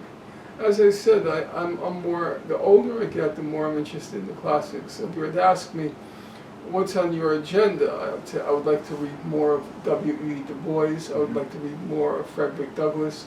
I'd like to read the abolitionist thinkers of the early 19th century, those who confronted the big problem of their day, slavery, and how they went about trying to end the system of slavery. Mm-hmm. I'm more interested in that.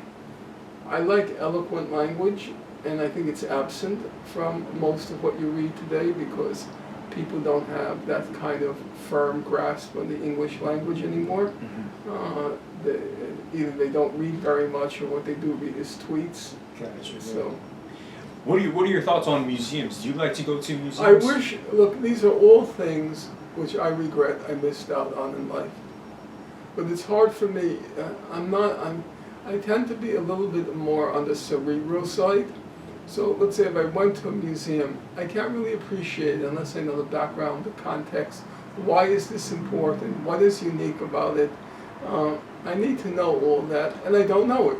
My point is, though, a lot of the things that you are interested in, there are exhibits in Washington, D.C. at their museums there in New York City. There are, yes. So keeping up with the exhibits and then going to those. Somebody wanted me to go to the Homer Winslow exhibition at the Metropolitan Museum of Art and said it was really terrific. And actually, I was interested in seeing it. Mm-hmm. But, for me, a painting on the wall doesn't mean all that much unless I know more about its context, what makes it special, what is unique. The time and the author's mentality. Right, exactly. So, how about, go ahead, sorry. Yeah, that's basically it. Are these museums honest in their portrayance of the material of the exhibits, or is there political correctness and ulterior motivated agendas attached? Because a lot of these are funded by millionaires and billionaires. Yeah, politically correct millionaires and billionaires. Yeah, cancel culture millionaires and billionaires. All right. What 3 books would you recommend a person read, complementary to your new book that you've written? I would say read Frederick Douglass, any collection of Frederick Douglass's speeches. I think that's very worthwhile. Okay. Read, what would I recommend from Du Bois? read something by Du Bois. I can't. You know what I loved? I loved his second published work from 1899, The Philadelphia Negro. It's a work of art. It's just so beautifully composed, so elegant. I would recommend The Philadelphia Negro. What else would I recommend based on what I read for this book? I read an awful lot. What else would I recommend?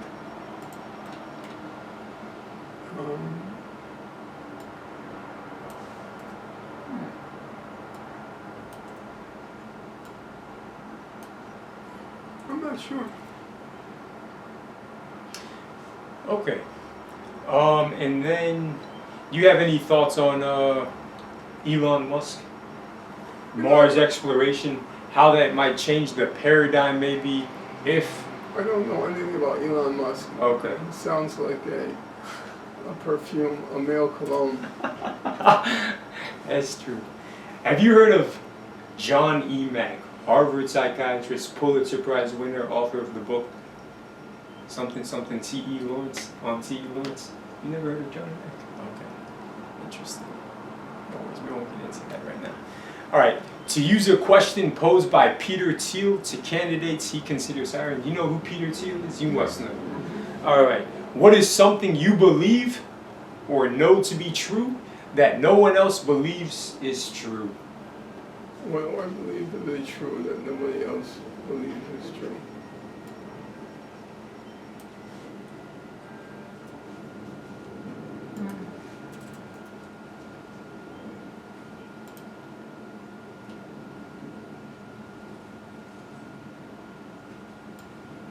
Count down to that.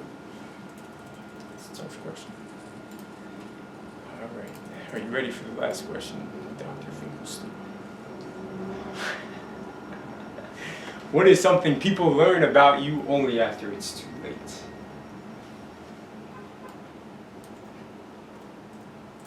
The true Finkelstein. The Finkelstein. Nothing. No, I have to be honest about that.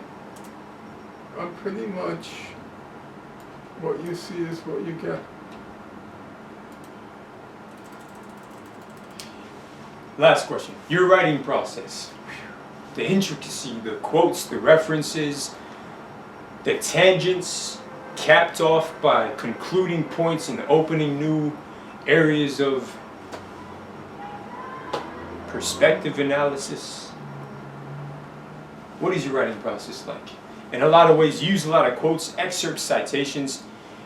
Did you directly read these items for the book that you're creating, or you've read these in the past and you notated certain things and then came back to them? Yeah. Both. Some things I remembered, and some things I sat down and started to read a whole lot of other books. What is your favorite part about the process of writing such an in-depth book? Is there a favorite aspect? You know what? The favorite part is, at the end of the day, when you think, you know what, that's not a bad day's work. Until the next morning you get up and you reread it and you see all the flaws in the argument and you realize that's really quite shitty. And then you finish the first draft and you think, you know what, I'm now past it, I finished the first draft, until you discover that the first draft actually, it sucks, it's awful, and you have to rewrite the whole thing. I don't think there's any happy moment in a writing process. None. It's so tormenting, so anguishing, so agonizing. Do you feel like the more natural and improvised your writing crystallizes your thoughts, the more likely it is to be something that's respectable, redeemable? It depends. The prerequisite of writing is you have to feel like you have something important to say. Mm-hmm. If you don't have something important to say, then you shouldn't be writing. So in a lot of ways it should come natural, because if you have something important to say, it should... Nothing comes, because you come up with an idea, but an idea is not a tweet. You see, Sure. So long an as it's idea, well you thought. have to work it out. Yes. There is the main argument, then the sub-argument, and then the sub-sub-argument. It's a very complex, protracted process. no idea can be encompassed, at least at the start. Mm-hmm. It can't be encompassed in one sentence.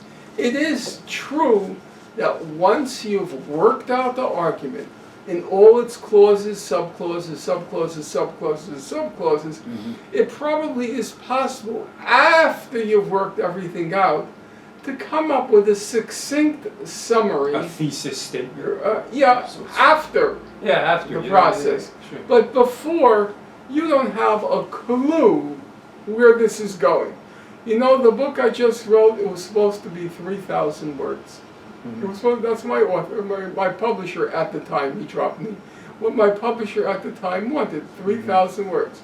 It ended up being 180,000. Got you. It just got much more complicated than I expected, than I anticipated, than I predicted.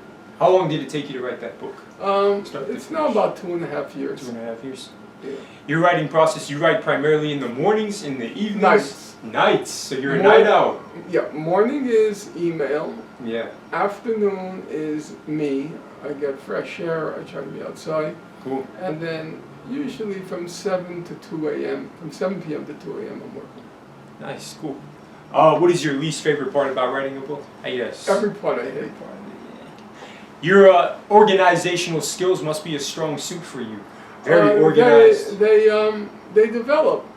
There was a time where each step was very tedious. Step 1, step 2, step 3, step 4, step 5. Mm-hmm. Now I'm able to telescope the steps, and I don't have to. I can do step 1, 2, and 3. I can combine it into one step. Gotcha. How do you relax?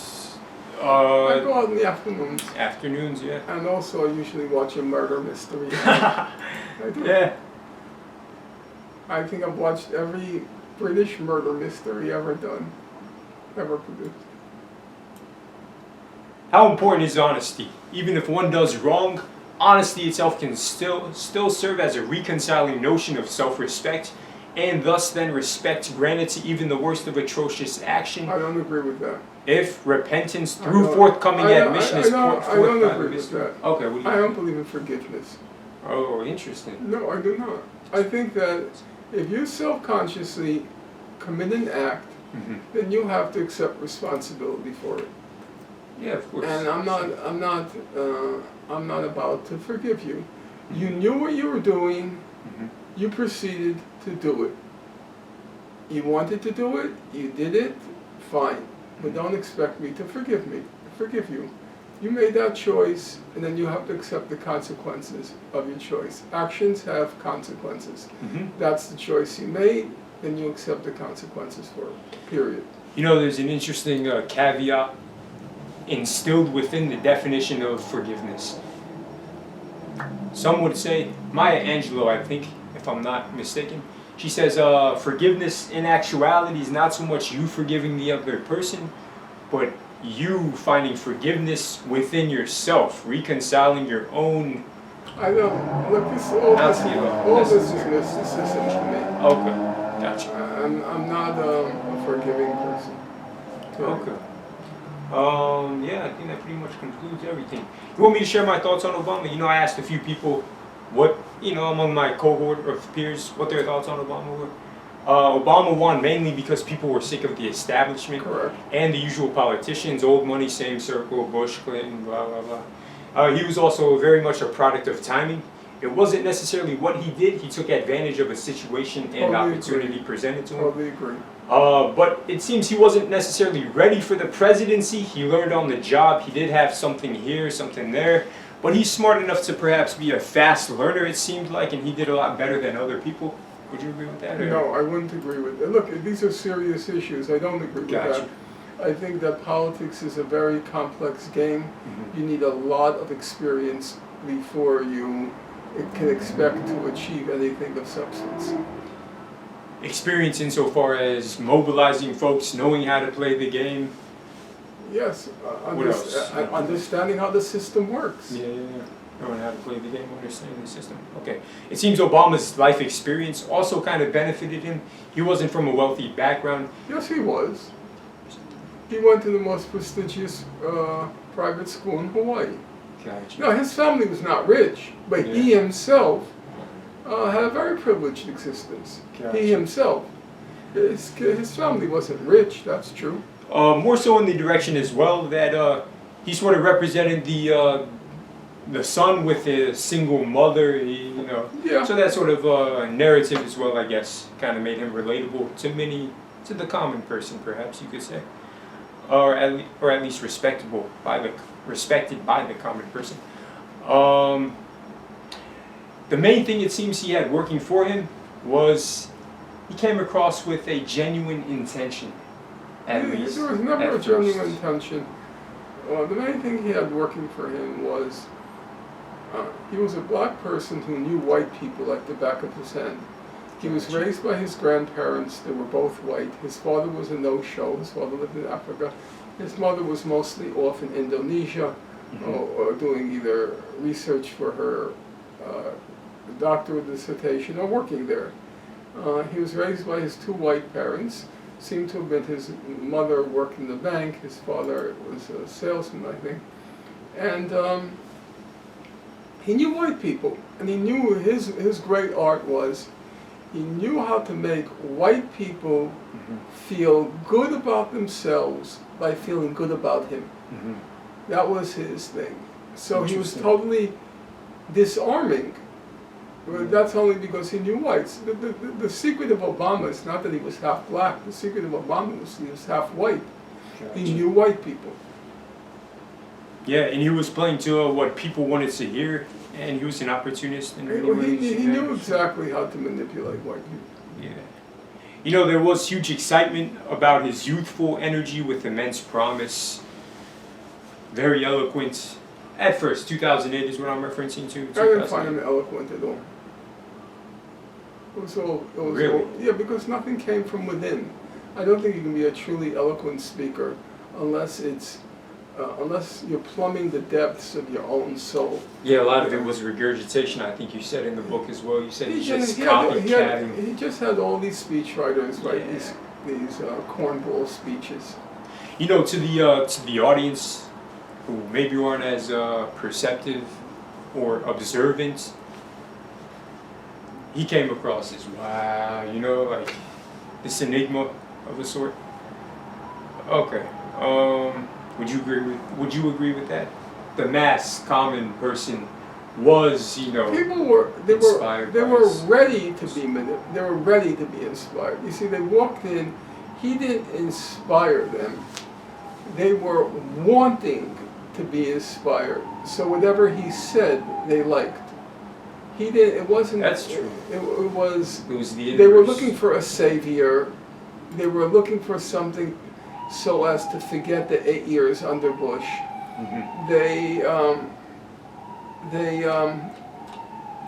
They created in their own heads in Obama a hip black president who was going to be our black Moses, whereas in fact he was just one more charlatan, one more crook. Gotcha. Cool. That's it. Thank you. Okay, What do you think? Was that a little bit better? that was fine. I wish you talked more, but you talked some. Oh yeah. You should ask me more questions. I did. I asked you. Oh, it's not plugged in. You want me to plug it in? If you don't mind. Sure. This is what we're going to do. I'm going to. What happened to the? Oh, yeah. All right. Sure. Let's see this.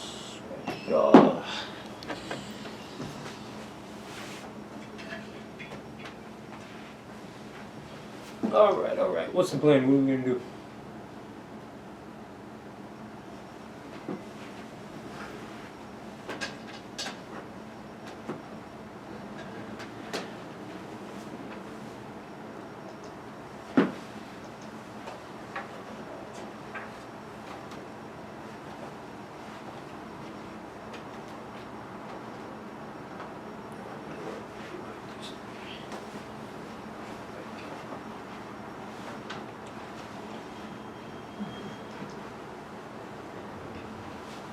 So, what I want to do is the following. So we're going to go to, oh, see,